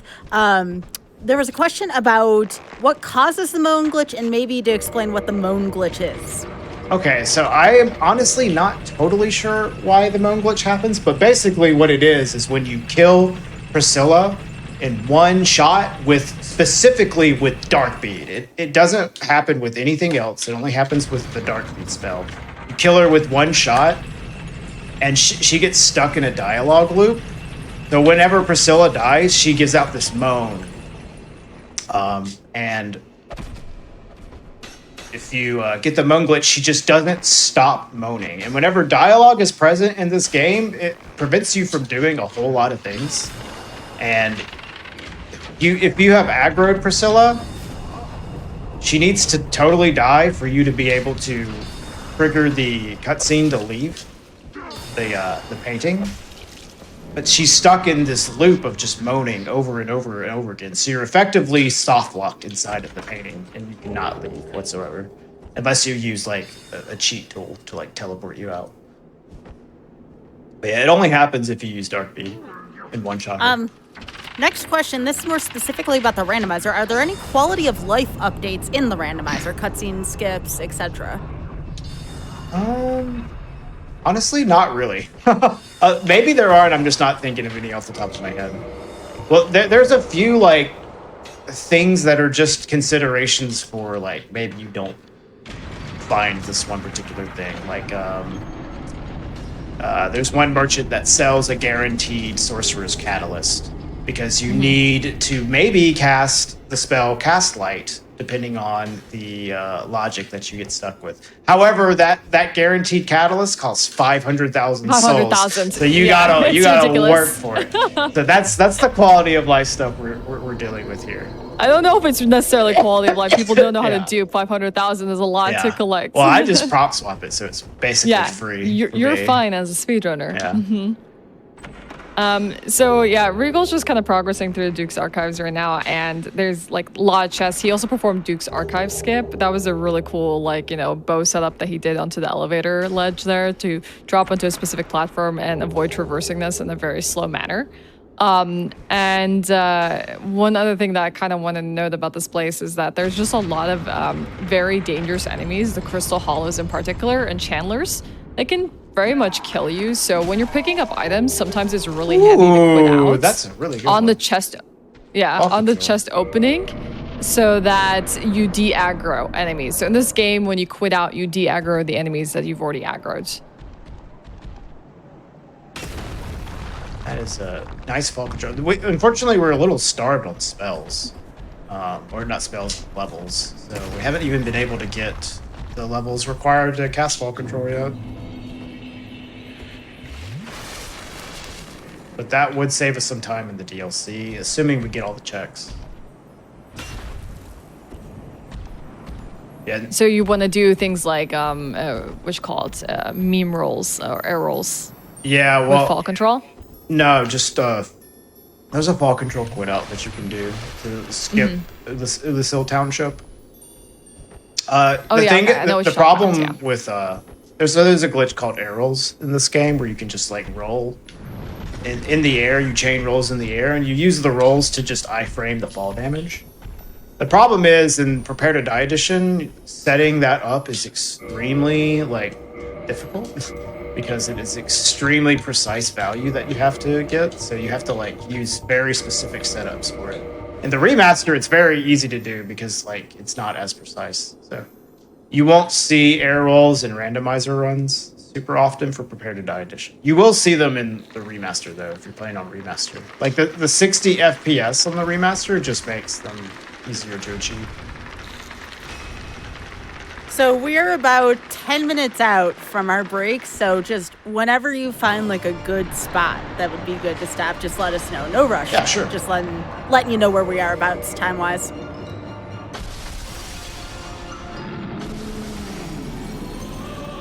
Yeah, he's just dealing so much damage now that bosses are very, very trivial. Well, this guy just doesn't do anything. This boss is... Oh! I almost boned out too early. That was sick. Actually, I canceled my bone dupe because I confirmed it too fast. All right. That's very fortunate for you. That would have been really bad. Because he would have had to run all the way back. That was almost really bad. Yeah. You have to see the victory achieved screen in Dark Souls for you to actually have a victory. And if you leave the arena any time before that, you have to redo it. Can you move, please?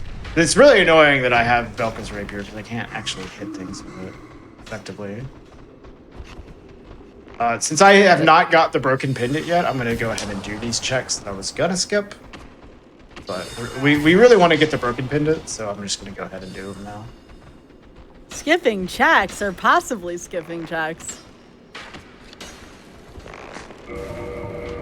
This guy's annoying. See, this is what I mean. Like, I have to like move swap just to like kill this dude. I can't just like knock him out of the way with a normal rapier. Yeah, Regal will sometimes make the decision to skip item checks that he feels are not as like likely to have anything of value, because it's kind of out of the way. Yeah, save them for later. Hopefully, not forget about them, and hopefully, like pay the gamble of like skipping that pays off, and you'll find that item you're looking for elsewhere. But it doesn't always work out that way. Sometimes it does come to punish you, but for the sake of speed, then you will probably sometimes make the decision to avoid it. The decision here is because I haven't killed Hydra yet. The pendant golem is going to be like a leftover check. I wanted to save this for later, but it's just so good to go ahead and get the pendant that I'm just going to check all this stuff anyways. Have you been to the see-through room yet? I'm going there after this. So normally what you would do if you save the pendant golem for later is you do the pendant golem after this chest. And then you go to see-through. But since I haven't killed Hydra, I can't do them yet. So we're just doing it now. Doing it live. Notice how many quit outs he did right there? Because that pickup of that chest is so dangerous with all these hollows like trying to kill you. These guys shoot you like to death when you try to get that chest. Yeah. Just de-aggroing over and over and over again so you can safely pick up the item. I think one last check here before we move on. Like he said, he is leaving one check till after he does Hydra. And I kind of want to get the pendant golem. Especially because I have. You don't have any dupable souls, which no, is I haven't really gotten good options for selling to Fran. Yeah. But also like things like Iron Golem Soul or like Quailag Soul and things like that. Yeah, so just things to sell to Fran. Yeah. Sparing all the lizards in this game. None have died yet. Yeah, I actually haven't killed any. Right. Yeah. Spare the lizards. This guy is incentive. Right after me. Yeah, nothing of use here. Yep. That's unfortunate. So I guess we could go to Izalith, I guess. We're going to I think first I want to do is buy some arrows. I can just get some more dupes in. Because the more arrows you have, the more you can sell to Framp, which sounds kind of weird, but it's true. Yeah. It's a value that we're storing so that we can quantity storage and buy the items that reflect the number of arrows we have. The more you have, the better. All right. 50 for wood bulbs. That's a pretty good number. 300. All right. 390. Well, hold on. We can get more. We can go even higher. 999.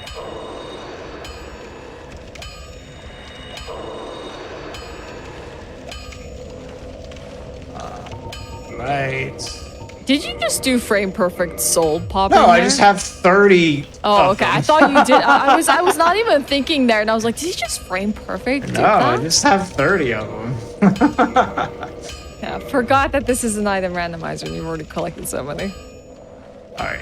So now let's go to Frampt. We're gonna dupe some souls and get really high leveled. Oh. We're gonna sell a bunch of stuff to Fram, basically. This way, we're gonna be able to use our fall control spell, and we'll be able to fast roll with this really heavy weapon that we have. By the way, is it gonna be a good time for a break after Fram 2? Probably, yeah. Okay. Let's do this, and then we can go on a break.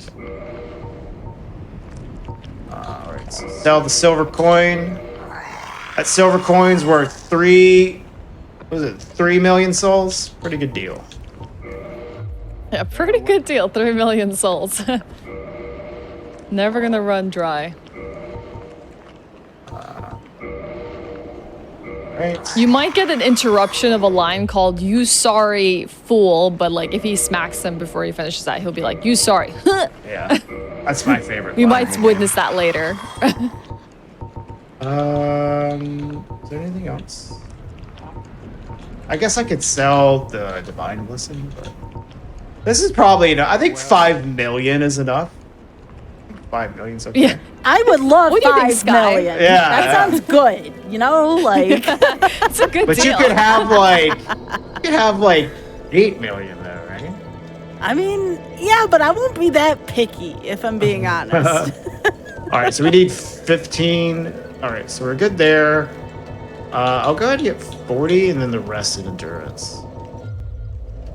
I don't know if we need 80. Let's go with like 65, and then a bunch of vitality. Maybe 80's overkill. Yeah, 80 might be a little too much. All right, so we should be able to fast roll with this now. Yeah, that is quite nice. All right. Okay, so And yeah. Sky, we're broke again. Yeah, only 5,000. Let's just spend it all real quick. This is probably a good time to pause for a break, though. Let's see. Before we go to ice. All right. All right. Why don't we count down for Richard here, and we'll get to our break. You want me to do it? Yeah. All right. 3, 2, 1. All right. Awesome. So before we take our wellness break here, a few announcements on behalf of Games Done Quick. GDQ Hotfix is proud to present its first Asian American and Pacific Islander American Heritage Month celebration. Join us on May 18th and 19th for 2 full days of showcases, speedruns, and celebrating AAPI heritage. Submissions are open until April 21st, and the schedule will come out April 29th. Use !AAPI in chat to get more information how to submit a run. And your subs, Prime Gaming subs, gift subs, and bits shared on the GDQ Twitch channel help support Games Done Quick Hotfix. If you enjoy watching speedruns, consider subscribing to the channel. And of course, be sure to follow both of these wonderful folks here. That is twitch.tv/Regal and twitch.tv/Ashwin. And again, thank you so much for being on here. We're going to take a quick break, so everyone be sure to stretch, hydrate. We'll be right back with Random Number Generation. Hello and welcome back to Random Number Generation. I am joined here by Regal and Ashwin, and this is Dark Souls Randomizer. And I am excited to see where else we will go here and maybe what other glitches and techniques we'll see here. Are y'all ready to go? I am, yeah. I am, yes. All Okay. right, let's go for it on your count. All right, 3, 2, 1, load. All right, so we're going to be heading down to Izalith because we're in search of a way to get into the DLC right now. We just got real strong right before we went to break. We are very powerful now. Well, we were already pretty powerful, but we're just a little bit more there now. We have a lot of levels. So luckily, we had the Daughter of Chaos bonfire from earlier, so we're just going to warp straight there, and we're already in Izalith. This is what... If we didn't have the Lord Vessel earlier and didn't take this bonfire, we'd have to retraverse all the way down here again. So this is pretty nice to just already have this bonfire here. So right now, like I said, we're still looking for the pendant, and we're also looking for a way into the kiln. I am going to take out Ceaseless real quick here, just on the way. There's a check down here, and it's a little slow to grab, but just because we still need a few things that aren't the broken pendant, I'm just going to go ahead and grab it. Grab this bonfire, we'll warp back to it. So this is the Demon Ruins area. This is some of the worst checks to do in the game. It takes a really long time to go and check these items, and you need the ring for them as well. Like if the Lord Vessel is here, it's the worst. So luckily we didn't have that. We're just gonna check them because we got time for it. There's all these Taurus demons here, but if you just quit out before you kill Ceaseless, they disappear. they just heck off. I love that. Yeah. It's just Bye. that's it. Nope. Be gone, Yeah. vanish. I don't know why. There's some flag, I guess, that you just deload. They just go away. So we're gonna be so Ceaseless, you can see him just over that ridge over there. We're just gonna go up to his feet and pick up the item, which is normally an ember, but embers are key items in the pool for race mode. I'll grab this because this isn't a key item, but it could be Homeward or the Purple Coward's Crystal. Homeward is a spell that we want if to wrong work, which can bypass all of the Lord Soul requirements. All right, so that was not what we wanted, but that's okay. We got the check out of the way. We can take out Ceaseless here real quick, just while we're down here.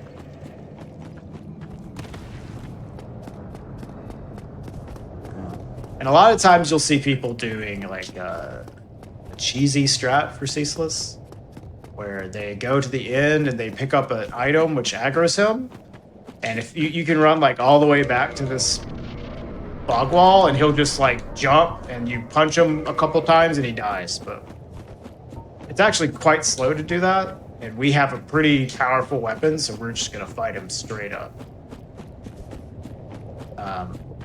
Aggro him with the throwing knives, because if you don't pick up the item, you have to aggro him with some damage, because he's like across the gap. So this is one of the reasons to buy throwing knives, it's just to aggro Ceaseless here. We could shoot him with the bow, but then we'd have to remove swap, and it's just a little nicer to throw a knife here at him.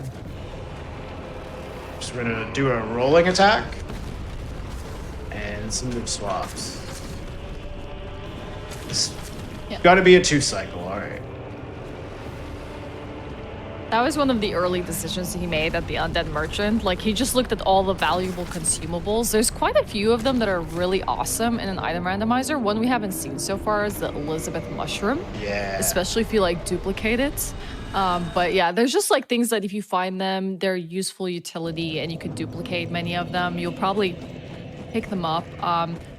And like arrows being very vital as well to a lot of the quantity storage that we've been performing throughout this run as well. The actual like one consumable that you need, or if you don't need, but you really want to have at least 2 of, are fire bombs. So, like it's nice to have like throwing knives or Elizabeth's mushrooms, but like really nice to find at least 2 fire bombs for the Beta Chaos, which we're gonna take on in just a moment.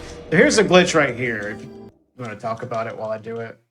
Yeah, this is one of Regal's favorite glitches. This is called Fire Sage Elevator Clip. It's a really nice little glitch where you saw him perform multiple quit outs at that platform, standing in a very particular position, and every time he loads into the game, he's loading before the elevator loads. And he does that enough times that he'll literally basically clip through the ground with the elevator not loaded in, and then be able to drop this down this large hole, and just it happens that Fire Sage is just beneath it as the perfect cushion and landing pillow for a plunge attack on his head. And because Fire Sage is pretty much a copy of Asylum Demon that we saw at the very first part of the game, and it does have a head plunging animation, which called like potential.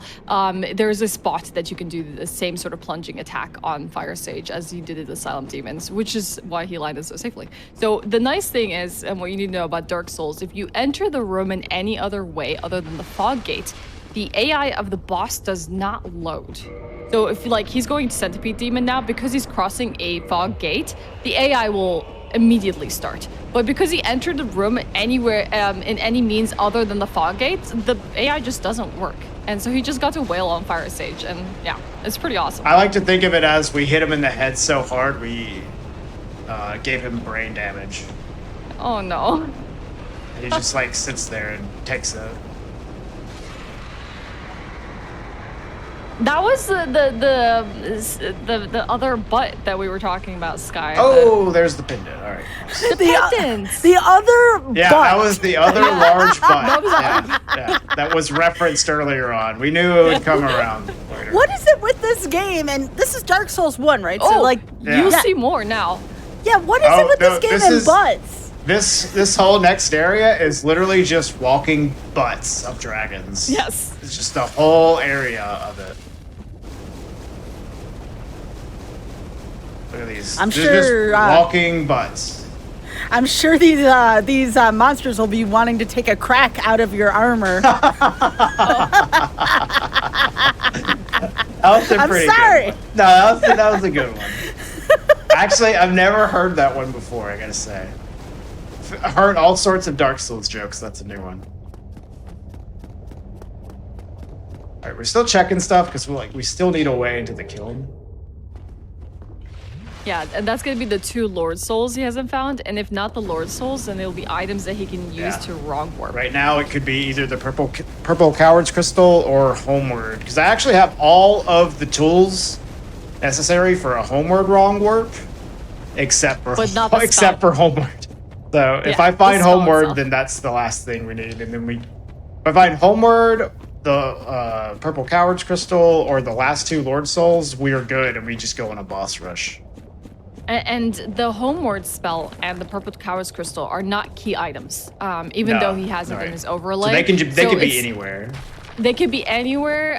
So that's why sometimes he does some like very close item random checks, or like at a merchant, for example. Right. Or they like a NPC can give it to you as a sign of like part of a covenant, like just like it could be any random item. So something that's like quick to grab, I'll grab it, but I'm not gonna go super far out of my way. Except for key item checks. Those could be Lord Souls. This one right here is coming up is pretty slow to grab, but we're just gonna get it anyways.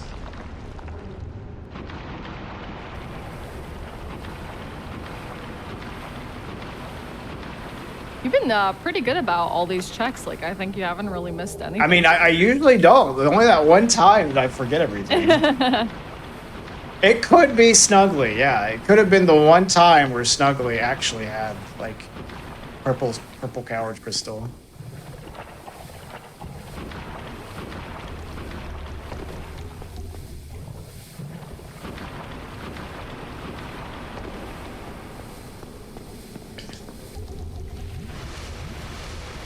How much vitality is that? It's a lot. 55, yes. With the Ring of Favor and Protection. We are... What level are we? 190. Wait, no. 143. 143. Oh, yeah. I was looking at stamina. Yeah. We're level 143. This is one of the annoying checks to get where it's like, it's not hard or anything like that. It's just a lot of like running around. And you get poison and you have to roll through the swamp-ish stuff. There's there's 2 more checks here. There's a chest up ahead, and then there's the boss, the Bed of Chaos. The Bed of Chaos is going to be cool because he's going to do a strat that he was talking about with those 2 essential firebomb consumables that you would absolutely love to buy. Oh my god. Oh, they have the Solaire armor on. I thought they would have hair. Nope. Even if they Some of the wearing their NPCs are hats. just bald. Just balls underneath the hats? Yep. Oh my gosh. I did not know that. There's nothing wrong being bald. No, absolutely. So yeah, the 2 firebombs that he purchased are basically to perform a glitch that we recommend to even like people who play this game casually called Toki bombs. And it's a way of defeating Bed of Chaos, one of the most obnoxious bosses in this game, in a very efficient way, which Regal is going to demonstrate for you here. But Regal, do you want to explain this one, or? Yeah, sure. So normally when you play this game casually, there's like, this boss is really annoying. You have to go and knock out these 2 orbs on the side in order to access the weakness in the middle. And while you're doing that, the floor is literally falling out from below you, and while this tree-looking thing tries to swat you into the holes, it's like super annoying fight. But we can just toss a couple bombs and skip that whole thing.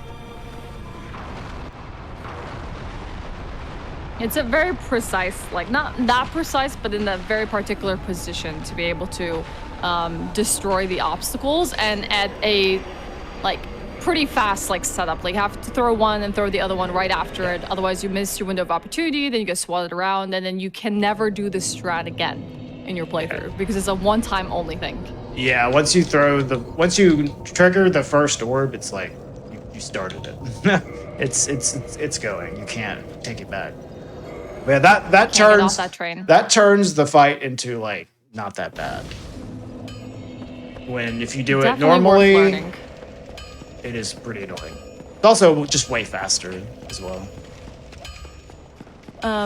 We have the Covenant of Artorias now, and The I Crest of imagine you're Artorias? making Yeah. Crest of Artorias. Thank you. Actually, so we now don't you're have the going- Crest of Artorias. You're right.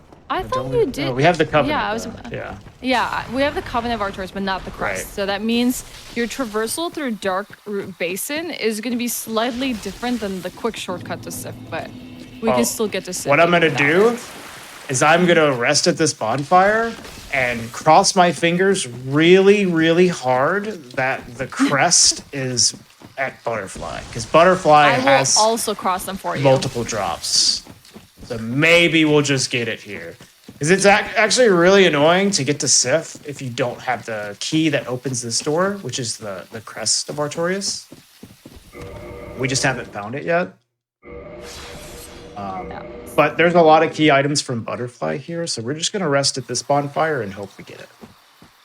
Guy in chat, will you join us in the crossing of fingers so we can have an efficient route? Yes. I think we can do that. Okay, great.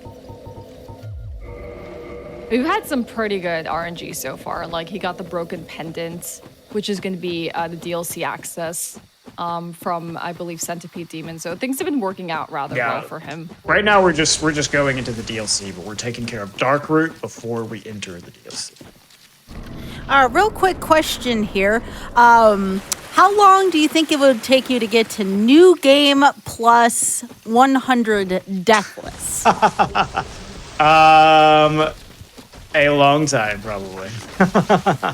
I've started doing this challenge on my stream where I try to get to NG plus 100 Deathless, which is 100 cycles of the game without dying a single time. So far, it hasn't been going super well. It might take us forever, actually. Oh, I got Demon Spear. I don't want that. Oh. Not a fun thing to move swap to. So here's another nice use of the black fire bombs, it's actually, if you hit Butterfly with 2 black fire bombs worth of damage, it will just land a little faster.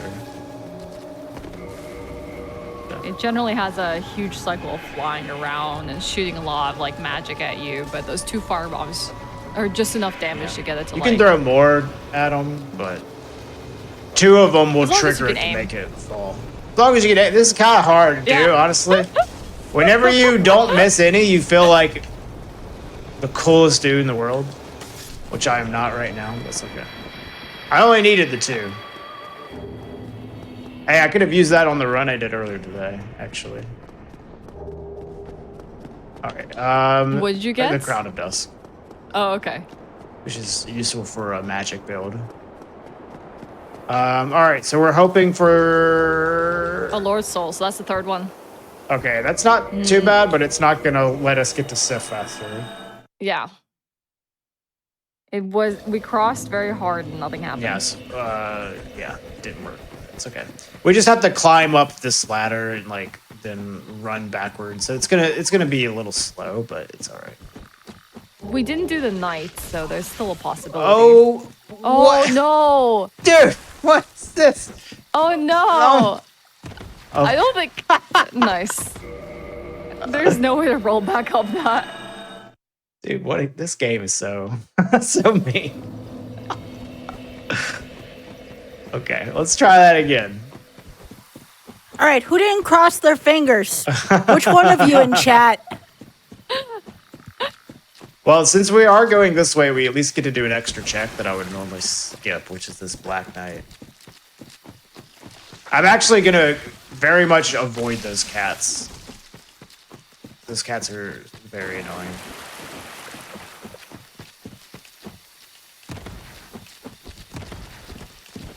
All right, so there's a Black Knight down here, like I said. I'm going to go grab this item because it could be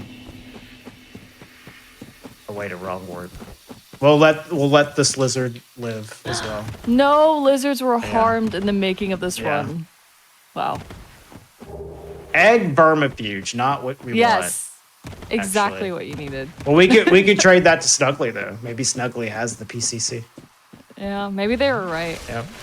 You know, the Very nice thing is possible. that when you generate the item randomizer, you get a cheat sheet just in case. Yeah, so you can you see where abandon the everything run. was. What? Yeah. Man, So like consolation when you finish the run. Like, where was dude, this I item? broke his AI. What are you doing? Yeah. He Dude, just sat there. Stop blocking me. Jeez. God, this guy. I take the it that halberd wasn't. knight.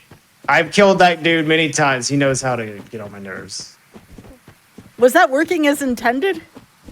Well, it was working as intended, but I would rather him not block so much. All right, so now we're gonna take out Hydra. Let's grab Yeah, this hopefully item we'll get to quick. show you some actual AI breaks in this run, which I'll explain for you later when we Oh go yeah, through that'll some of the it'll be DLC. in the DLC. Yeah, Yeah. We couldn't do them for any of the bosses, unfortunately. we could do them. It's just like Just like, yeah. it's not even like fast RTA. So.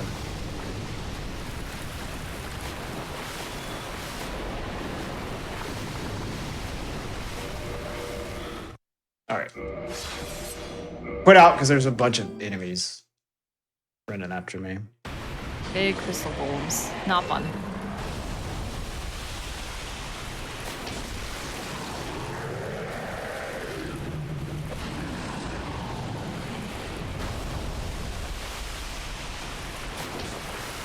Nice camera. This guy really likes to give you the best camera angles. Yeah, he'll swivel your camera around, which makes it really hard to do these jump attacks that Regal's trying to perform. Just to chop off the heads. It can just disorient you, and then you have to wait again until the head drops down. It gives you another chance to, like, hit it. I'm glad I looked. This scythe is trying to ruin my speedrun. Alright, you should be dead.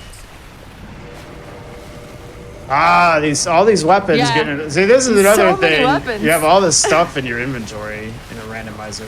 Actually, I want to go this way first before I go out there. We're gonna go up to You gonna Sif do now. Sif? Yeah, Yeah. and then we'll come back to get into the DLC.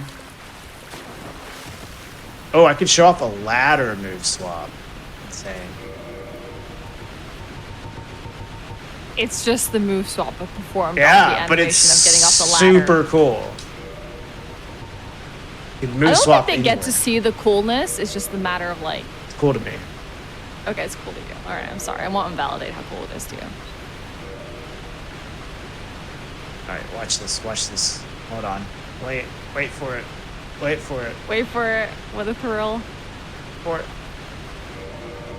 No, I screwed it up. Oh, you didn't do it. You hyped it up so much you didn't do it. Dang it. I actually messed it up the worst way, too.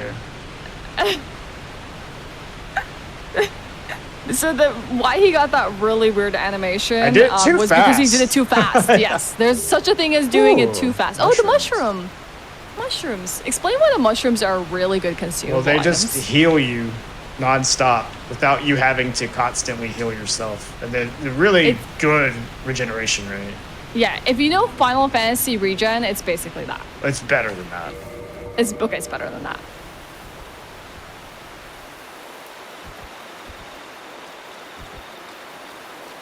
All right, so there's still some checks here. We're missing like one thing.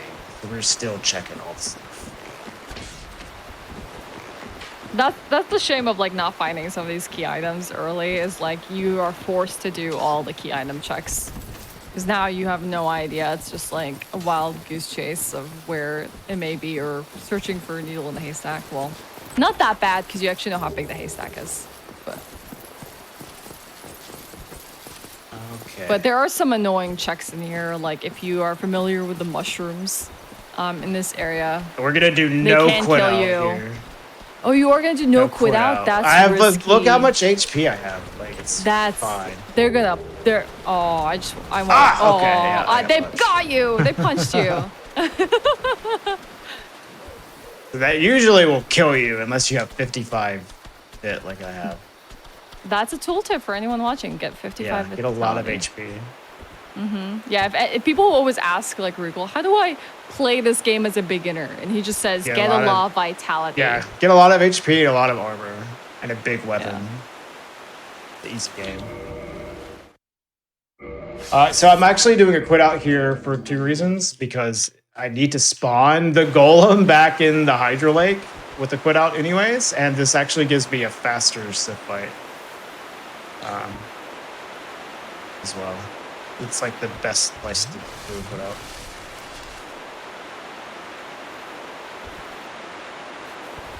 Activate the fight. Get what was the Hornet Ring, which only gave us nothing I really need. Yes.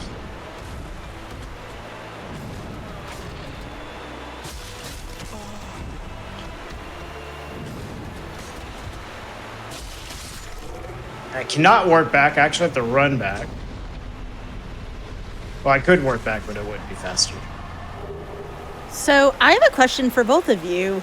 If one were to follow you, what do you stream? What current projects are y'all working on? And when, like, time-wise, can someone usually find you? And I have a feeling it's not quite at this hour. No, yeah, we actually both live in Sweden, so it is 3 a.m. for us right now.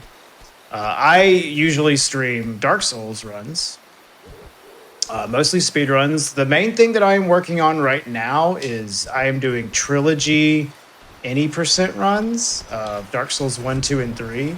Although at the moment I'm kind of trying to just get better at Dark Souls 3, so I've been doing a lot of Dark Souls 3 runs recently. I think there's a Dark Souls 3 run later tonight, by the way. Shout out to Matt. Apocalypse. Yeah. Yeah, I if you want to see any sort of Dark Souls related, especially speed stuff, I am usually streaming at, what is it, like 12 p.m. Central European. Yeah, but that's like 6 a.m. 6 a.m. Eastern time is usually when I start streaming. So if you have a morning shift, yeah. Yes, if you want to lurk while you're at work, it's a perfect stream for it. There's a lot of people that can watch Twitch while they're at work. They'll just come in and hang out and stream. Yeah, this guy doesn't brag about himself, but he's like literally one of the best Dark Souls speedrunners in the world. He's also done a bunch of GDQ runs as well. And the Dark Souls trilogy he was talking about, he is the first one to have done it, and he's accomplished it in under 90 minutes. 3 games back to back in under 90 minutes, and he's trying to get even better at that time.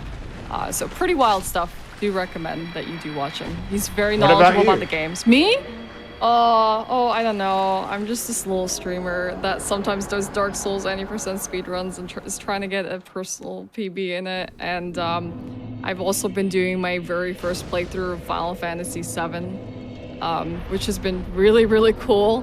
I never experienced it as a kid, so that's kind of what I'm working on right now. Both getting a better time in Dark Souls any percent, because I have a 25-32 right now, which is not exactly what I would like. And then just doing some variety streaming like Final Fantasy VII. But yes, you can catch me the same time as Regal. We both stream at the same time, which is unfortunate for us because we can't watch each other anymore, and we like watching each other. But we get to hang out with each other afterwards. Yeah, exactly. That's the most important thing. We get the benefit of evening hangouts. All right, so this is the DLC, but we are gonna bully these guys all over the place. Hopefully, at least. All right, so we're gonna see that AI break that you've been talking up the whole time. In just a second.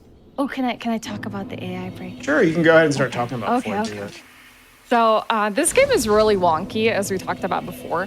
For whatever reason, when you toggle your weapon, so you're switching to another weapon, you actually become invisible in the game. And by invisible, I don't mean like your character becomes invisible, but you become invisible to enemy AI. And this game, at every 5 seconds, the enemies are trying to refresh their list to see if the enemy character, you, is present in their aggro area. And if you're present, they will basically respond and start to come towards you. If you are not, by toggling, that's the invisibility we're trying to activate, toggling at the 151st frame, we suddenly become invisible to the enemies until we stop toggling. So these enemies are looking for you every 5 seconds. If they don't find you, they will continue to do absolutely nothing. And since he's toggling his weapon right here at the 151st frame, these enemies are just like chilling. They have no idea you're here. Eventually he'll have to stop toggling, and then the AI will start to resume. and because you suddenly populate in their enemy registry list. They'll start running towards you. But by that point, it's already too late. The nice thing is you can do that with like enemies, like internet enemies there, and you can also do it with bosses, which is really cool. You won't see that in this item randomizer today, but super awesome that you can do that. It's useful for some bosses. The problem is, as soon as you, like you said, as soon as you stop toggling, they activate. And as soon as you deal damage to them, they also activate. So like you can basically use it to like just get like a big burst of damage on bosses before they do anything to you. Yeah. I actually do want these green blossoms. We're gonna go ahead and trigger Calamite and get the chest here. And one of the reasons that we didn't toggle for ONS and Gwendolyn was like just RTAs. It's just slower to do it for this. Well, Gwendolyn, and if it's not Dark Anne Orlando, Gwendolyn actually messes up the AI break anyways. Because she goes halt and brings up dialogue and like prevents you from doing toggles. You actually have to run up, trigger the dialogue, then quit out, then do the AI break. Also, unless you're like really actively doing runs, it's really easy to just not remember the setups because they are very specific setups for the bosses when you go through the fog walls. Whenever you're doing these open world toggles, you can just do 4 left, 5 right over and over again. It works every time. But whenever you're doing the really precise setups that go through fog walls, you have to like remember them. And I don't really want to memorize them completely, so I just don't do them. But yeah, they are way slower RTA as well.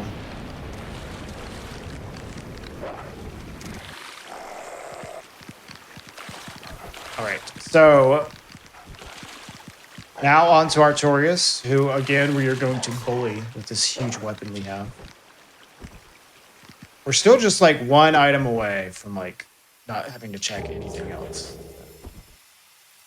Really wanting to get this last thing, which it could either be the Lord Soul or one of those things that allow us to wrong whip.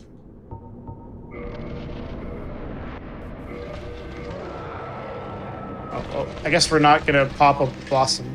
Didn't have it equipped.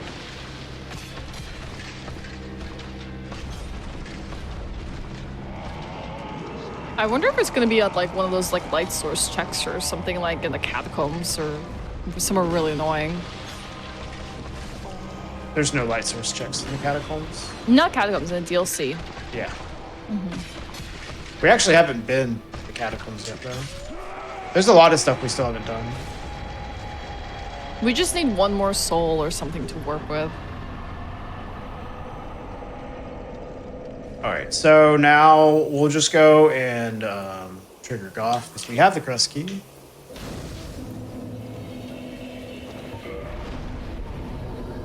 Get more vitality, why not? Yeah, there's this really cool strat called Gothless Calamite. That if he didn't get the crest key for this, he could have basically fought. Or would you have fought it without the dragon tooth? You can do it without the dragon tooth. How would you be capable of doing it without the... Absolutely. Okay. So yeah, if he didn't find the crest key here to like activate Goth's like ability to shoot down Calamite, he would have gone into that arena that he went into earlier to activate the fight. And he would have fought it by literally using the length of his weapon to strike down the tail as he's flying overhead. It's very impressive and a very cool strat that in some speedruns, like all bosses, saves like multiple minutes to perform. But a very hard like execution to do. Well, it's also just not faster if you don't have a red tier stone ring, because every single like cycle takes 30 seconds. So without red tier stone ring, it could potentially take like 8 cycles, which would be a lot versus just running there once, coming to Goth and going there. So it's not necessarily faster, but if you have red tier stone ring, it actually is quite fast. And if you just don't have the Gress key, it's worth doing it just so you don't have to keep checking all this stuff. I wonder if so can you actually get the red tear stone ring from a merchant menu, like just a vendor? You can get it from anywhere, really. Okay. I wish it was part of like the key item checks. 'Cause I feel like it's just so handy. It is less useful than you might think. This is honestly the most useful thing for red tear stone ring is Gothless. Just having fast Gothless kills. Setting up red tear stone ring consistently is also annoying unless you have the dust crown ring to manage your HP more. But there is a nice fall damage setup that you can do here without dust crown ring. So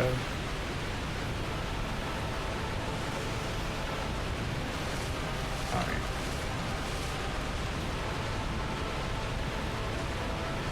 Yeah, so like as you can see, the early game of the item randomizer when it comes to speedrunning is where most of like the heavy decision making is made, and that's basically going to really dictate how your run is going to go based on the items that you found and the time that you found them. So at this point, like since he's doing all bosses, he's trying to like basically like. Well, I'm still doing decision making. Yeah, here. sure. It's just like actually, since I can do the DLC checks are faster than other checks. Because I still need to do checks. So there is still decision making going on here. Like there's Pinwheel and Nito and Four Kings remaining, but doing all the checks there is not quite as fast as just running the DLC. The DLC checks are actually not that slow. Oh my gosh.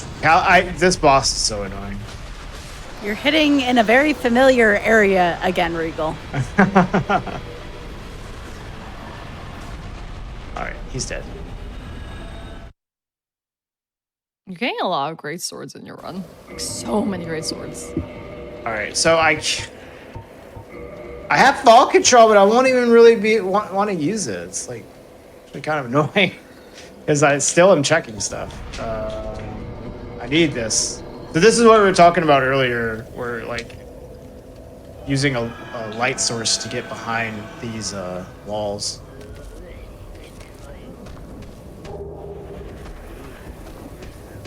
The slumbering ring is also really helping you out with like. It is. This is the that's the elevator that you would fall control down, but like we're still checking stuff, so we're not even gonna bother doing that yet.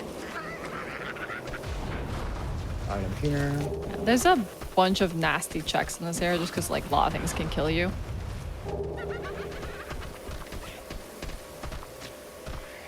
But this is right here. That's the illusory wall that you need an item that can cast light to be able to check. I wonder if it's in it. There's another one. Oh, too. see, another great sword. See, this is my kind of run with all the great swords in the world. Wait, there's one more chest in here before we progress. All right.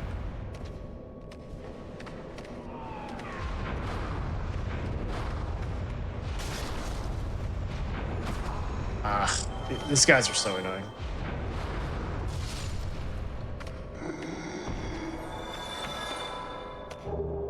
No, resonance key. Oh my god. You're getting all the useless keys that you don't need anymore. All right, I think I actually will just do the fall control drop here, just because it's so cool. You're and not I can gonna just get the No, I'll just go backwards. Okay, you go backwards. All right. Yeah, because I think you still have at least like one more chest to pick up, or two actually.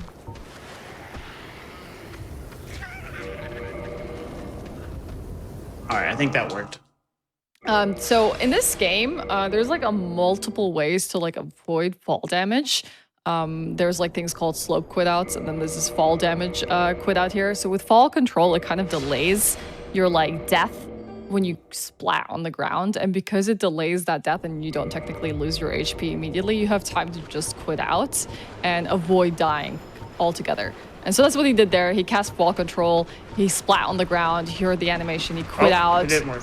Still had the health, and you know, avoided all that fall damage. I tried to do another AI cancel, but I messed it up. Yeah, it can be easy to mess up the AI cancels, especially if you like don't have the right rhythm, or there's like very particular setups for it. And these, like I said, these enemies are nasty. That's why you have a lot of vitality in this run. That's a key detail. Spacey is saying in chat. The elevator is actually not stable ground, so I need to land right in front of it. There, and it's very easy to accidentally land on the elevator with that particular. Oh my gosh! I need to get past this wall. Okay.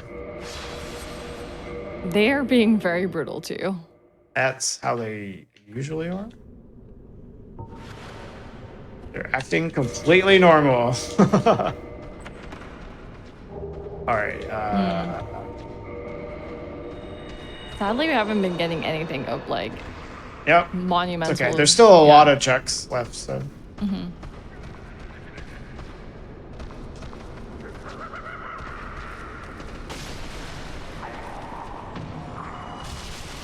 This is the one instance where a mimic, people were asking about this earlier, is a key item check just because it has a key here. Yeah. The mimics don't have key items in race mode. Yeah, which is good. So you never have to this find one mimic. can. This one actually is in the pool. Right. All right. What key do you get from there? I can't remember when you're like actually playing the game. Key. The crest key? Okay, yes. Yeah. That's why it's a key item check. Yep. The crest key allows you to go talk to Goff to shoot down Calamates. All right, so this is like honestly the most useful AI cancel in Rando.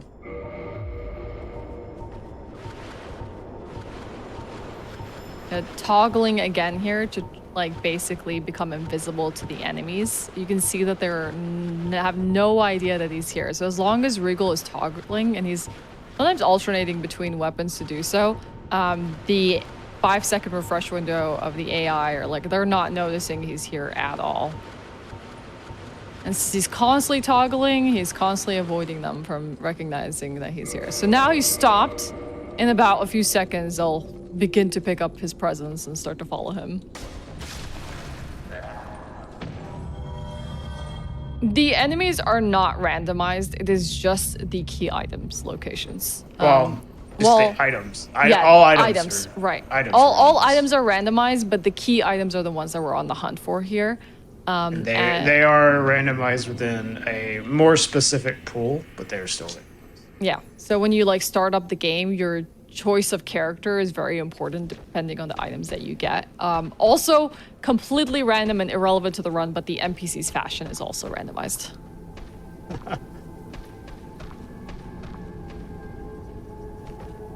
Okay.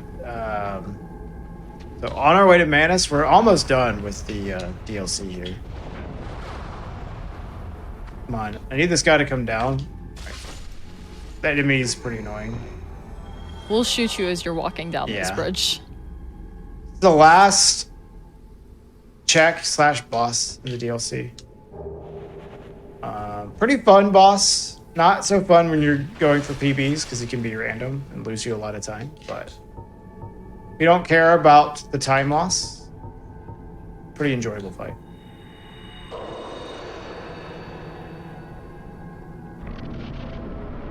Yeah, Regal's really good at like bullying Manus. It's honestly, I find Manus to be one of the hardest bosses casually, because I feel like I describe him to be a Bloodborne boss. Like he has a very beast-like nature, very aggressive. This is Bloodborne before Bloodborne was even a thing. And I struggled with this, especially the run up to Manus, but Regal just makes it look so easy.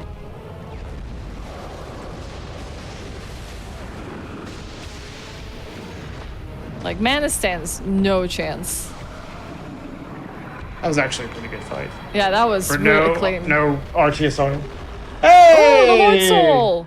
He had it. Now we're done. Now we just kill bosses. Yeah, now we're literally, so... Boss rush mode. Yeah, you know how many, right? Do you have your actual, like, tool open left. to see how many I bosses you have killed? Pinwheel, Nito, Four Kings, and Gwyn.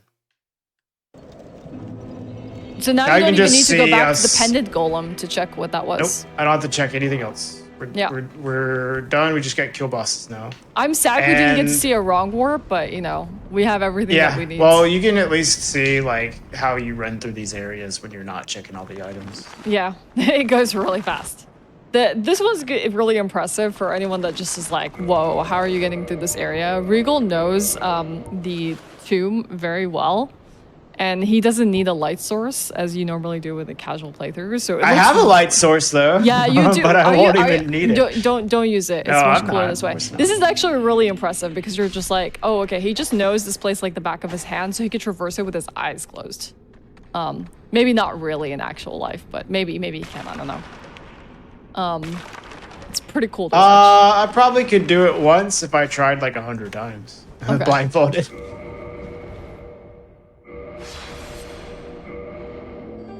It's nice to be able to see something, but yeah, you can still do it pitch black. You just kind of need to know generally where to go. Like, if you want to know, there was like a whole series. Like, I have a list here. There was a whole series of checks that like he never did. Like, he's never gonna have to do all the checks in catacombs, and there's quite a few of them. He's not gonna have to do all of the new Launder ruin checks. He's not going. Yeah, and that actually it's only 2 areas. Like, you've pretty much done everything aside. I did from a that, lot of some, checks. like, and this some run, yeah. small, really optional stuff that you didn't have to route back to. But that's at least like 10 checks there. No, maybe less. You don't count the bosses.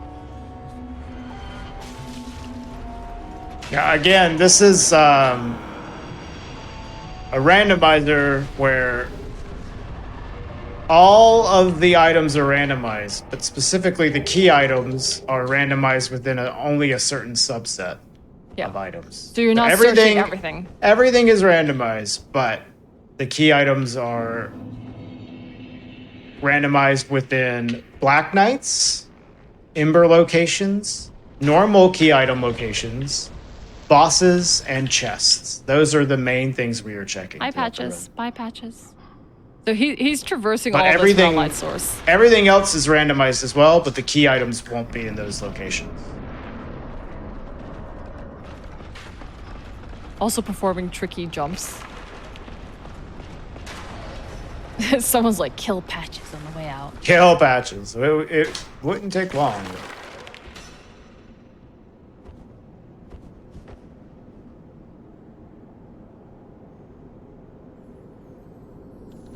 Right.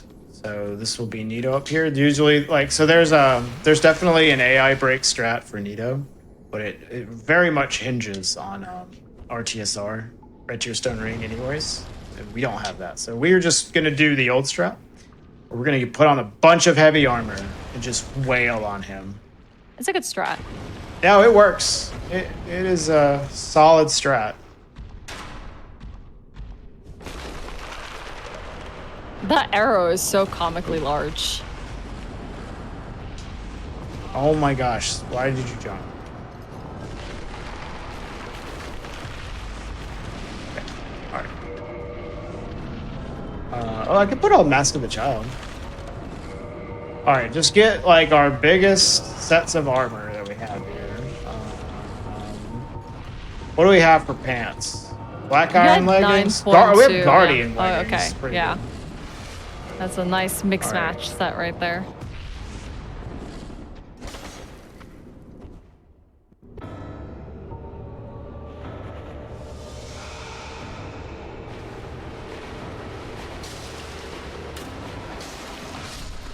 Yeah, Regal can fight this boss in RTSR and survive. It's really impressive, but it's also very nerve-wracking to watch him do it because these skeletons keep reviving and he has to kill them. And then, like, Nito screams. He likes to scream over and over. Yeah. There's a lot of, like, factors in here that can kill you. And to do it, like, in RTSR and, like, in a fast fashion is extremely impressive. Oh, we don't have Red Tier Stone Ring. No, we do not. Unfortunately, Not this time. we don't really need it, honestly. Yeah, that's the fun thing about item randomizers is that, like, every attempt is fresh and it just kind of, like, breathes life into the game. And it just kind of forces you to, like, have to think differently and how you're going to approach it every time. So it's kind of like a nice little stimulus I should have rested at the mode. Firelink bonfire. That's okay though. All right, so now we just need to do 4 kings and then Gwyn. Ooh. We went for the swag bench jump. And didn't get it. Oh, Every well. time you To the other every time one? you said you were gonna do No. something cool today, you have not done it. What? That's not true. Wow. I did. I Hold on. poop walked. I I don't mean poop that in a walked bad- in I just front of mean, like- everybody. No. I just mean every time you say, "Oh, I'm gonna do this really cool thing," it hasn't worked out. I don't mean that as any way to like make fun of you or like your ability to do things. I just find it really funny. It's like, I'm gonna do this really cool thing. Didn't work out. Oh, I'm the enemy now. It's okay. All right, I'm gonna do a really cool thing right here. Please don't die. I'm just gonna do a seal skip right here. So, you normally will have to go and like pull a lever to lower all the water in this area to reach the boss, but we are not gonna do that. We're gonna do a skip called seal skip here. Try to do it with a running attack. Nice. See, that time I got it. That I did one cool thing expertly. There you go. I think you did more than one cool thing, but that's just me. That was the Ivan seal skip. You set that up with a running attack. It's really quick. I could have used fall control, but no, we wanted to do the hard strat. Yeah, this is going out of bounds, by the way, in case you're curious of what's happening and why he's swimming upside down or walking through water. Who knows, really? You're basically trying to traverse all the way to Four Kings in the fastest way possible. Yeah, we're gonna drop an item here because this tells us where the second king is gonna spawn. And since we know we're getting 3 kings, we also want to drop an additional item so we can triangulate where the third king is gonna spawn.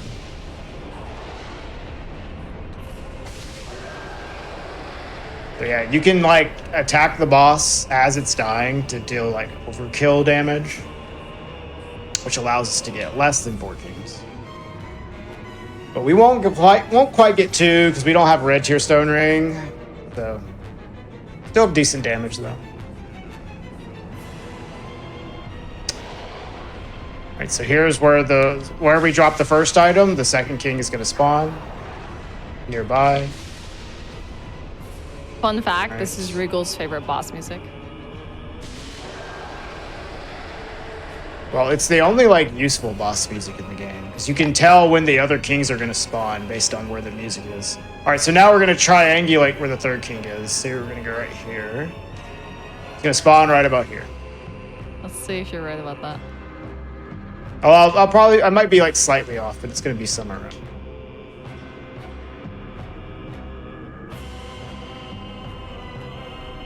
Oh, Right. wow, spot on. It has a 4 king sensor built in. Yep. Yep. All right. And we Gwyn, just have one left. the final 25, lap. 26 boss. We Question aren't about going to the do last- any wrong warps. We're just going to offer the Lord Souls normally. Yeah, what was that, Sky? Question about the last boss. What exactly were you standing on? Like, I couldn't tell. It just looked Yeah, like... that's just nothing. the arena. It's the abyss.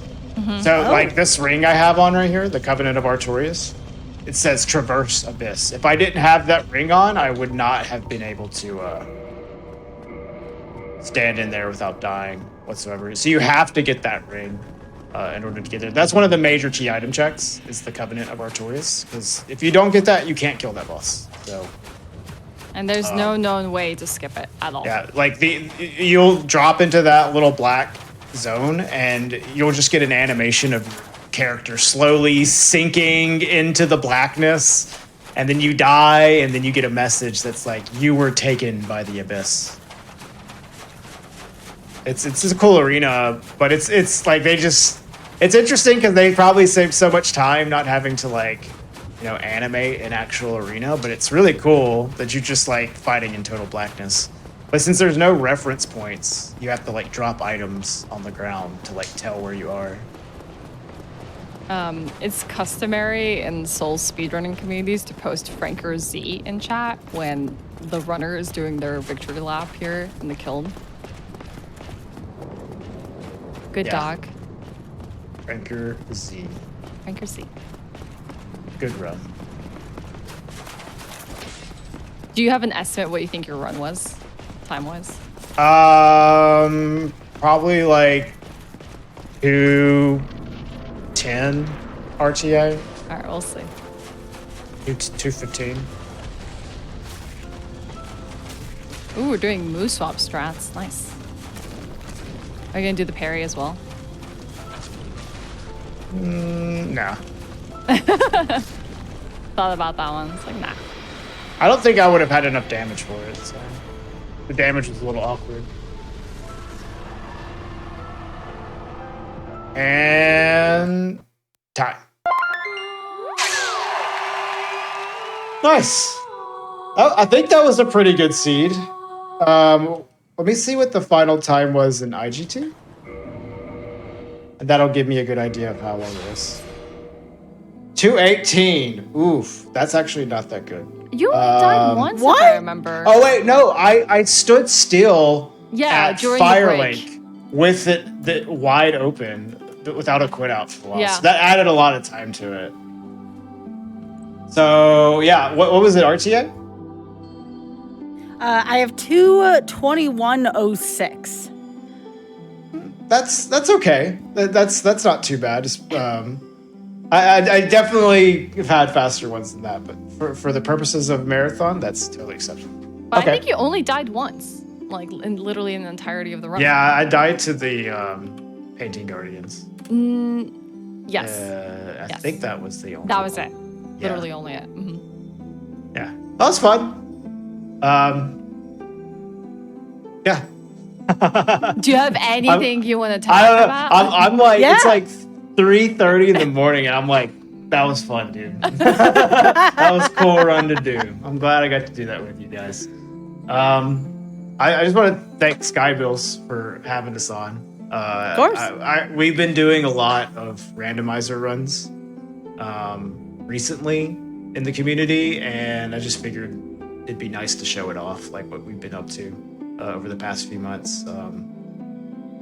So thank you for having us on. Thank you for being with me, my wife, Ashwin. She's amazing. No. Oh, you're welcome. And I think that's all for me. I appreciate being able to show this off. I hope you guys enjoyed it. Have a good night. Do check him out for Dark Souls any % trilogy runs. He's trying to get a really good time, sub 75 minutes. Definitely give him a follow. He's a very good speedrunner. And Ashwin is also very awesome. Be sure you follow her. And both of their Twitch links are to be found there. So you both better give both of them a follow. They both deserve it. But yeah, I just, typical speedrunner reaction there. Does pretty well, doesn't make that many noticeable mistakes, especially to a first timer. Nah, it's all right. It was awful. It's the worst run I've ever had. But I want to thank you both for being here, especially staying up till 3:30 in the morning. I very much appreciate that. So thank you for all of your... That was amazing. Thank you. So, this is not the end of GDQ Hotfix broadcast. As said before, we are going to be having more Dark Souls on the way, except a different Dark Souls, mind you, on Time Capsule coming up. Few announcements here on behalf of Games Done Quick. Summer Games Done Quick will be live from Minneapolis, Minnesota, June 30th through July 6th. Visit GamesDoneQuick.com for more information about the event. And also, your subs, Prime Gaming subs, gift subs, and bits shared on the GDQ Twitch channel help support Games Done Quick Hotfix. If you enjoy watching speedruns, consider subscribing to the channel. So again,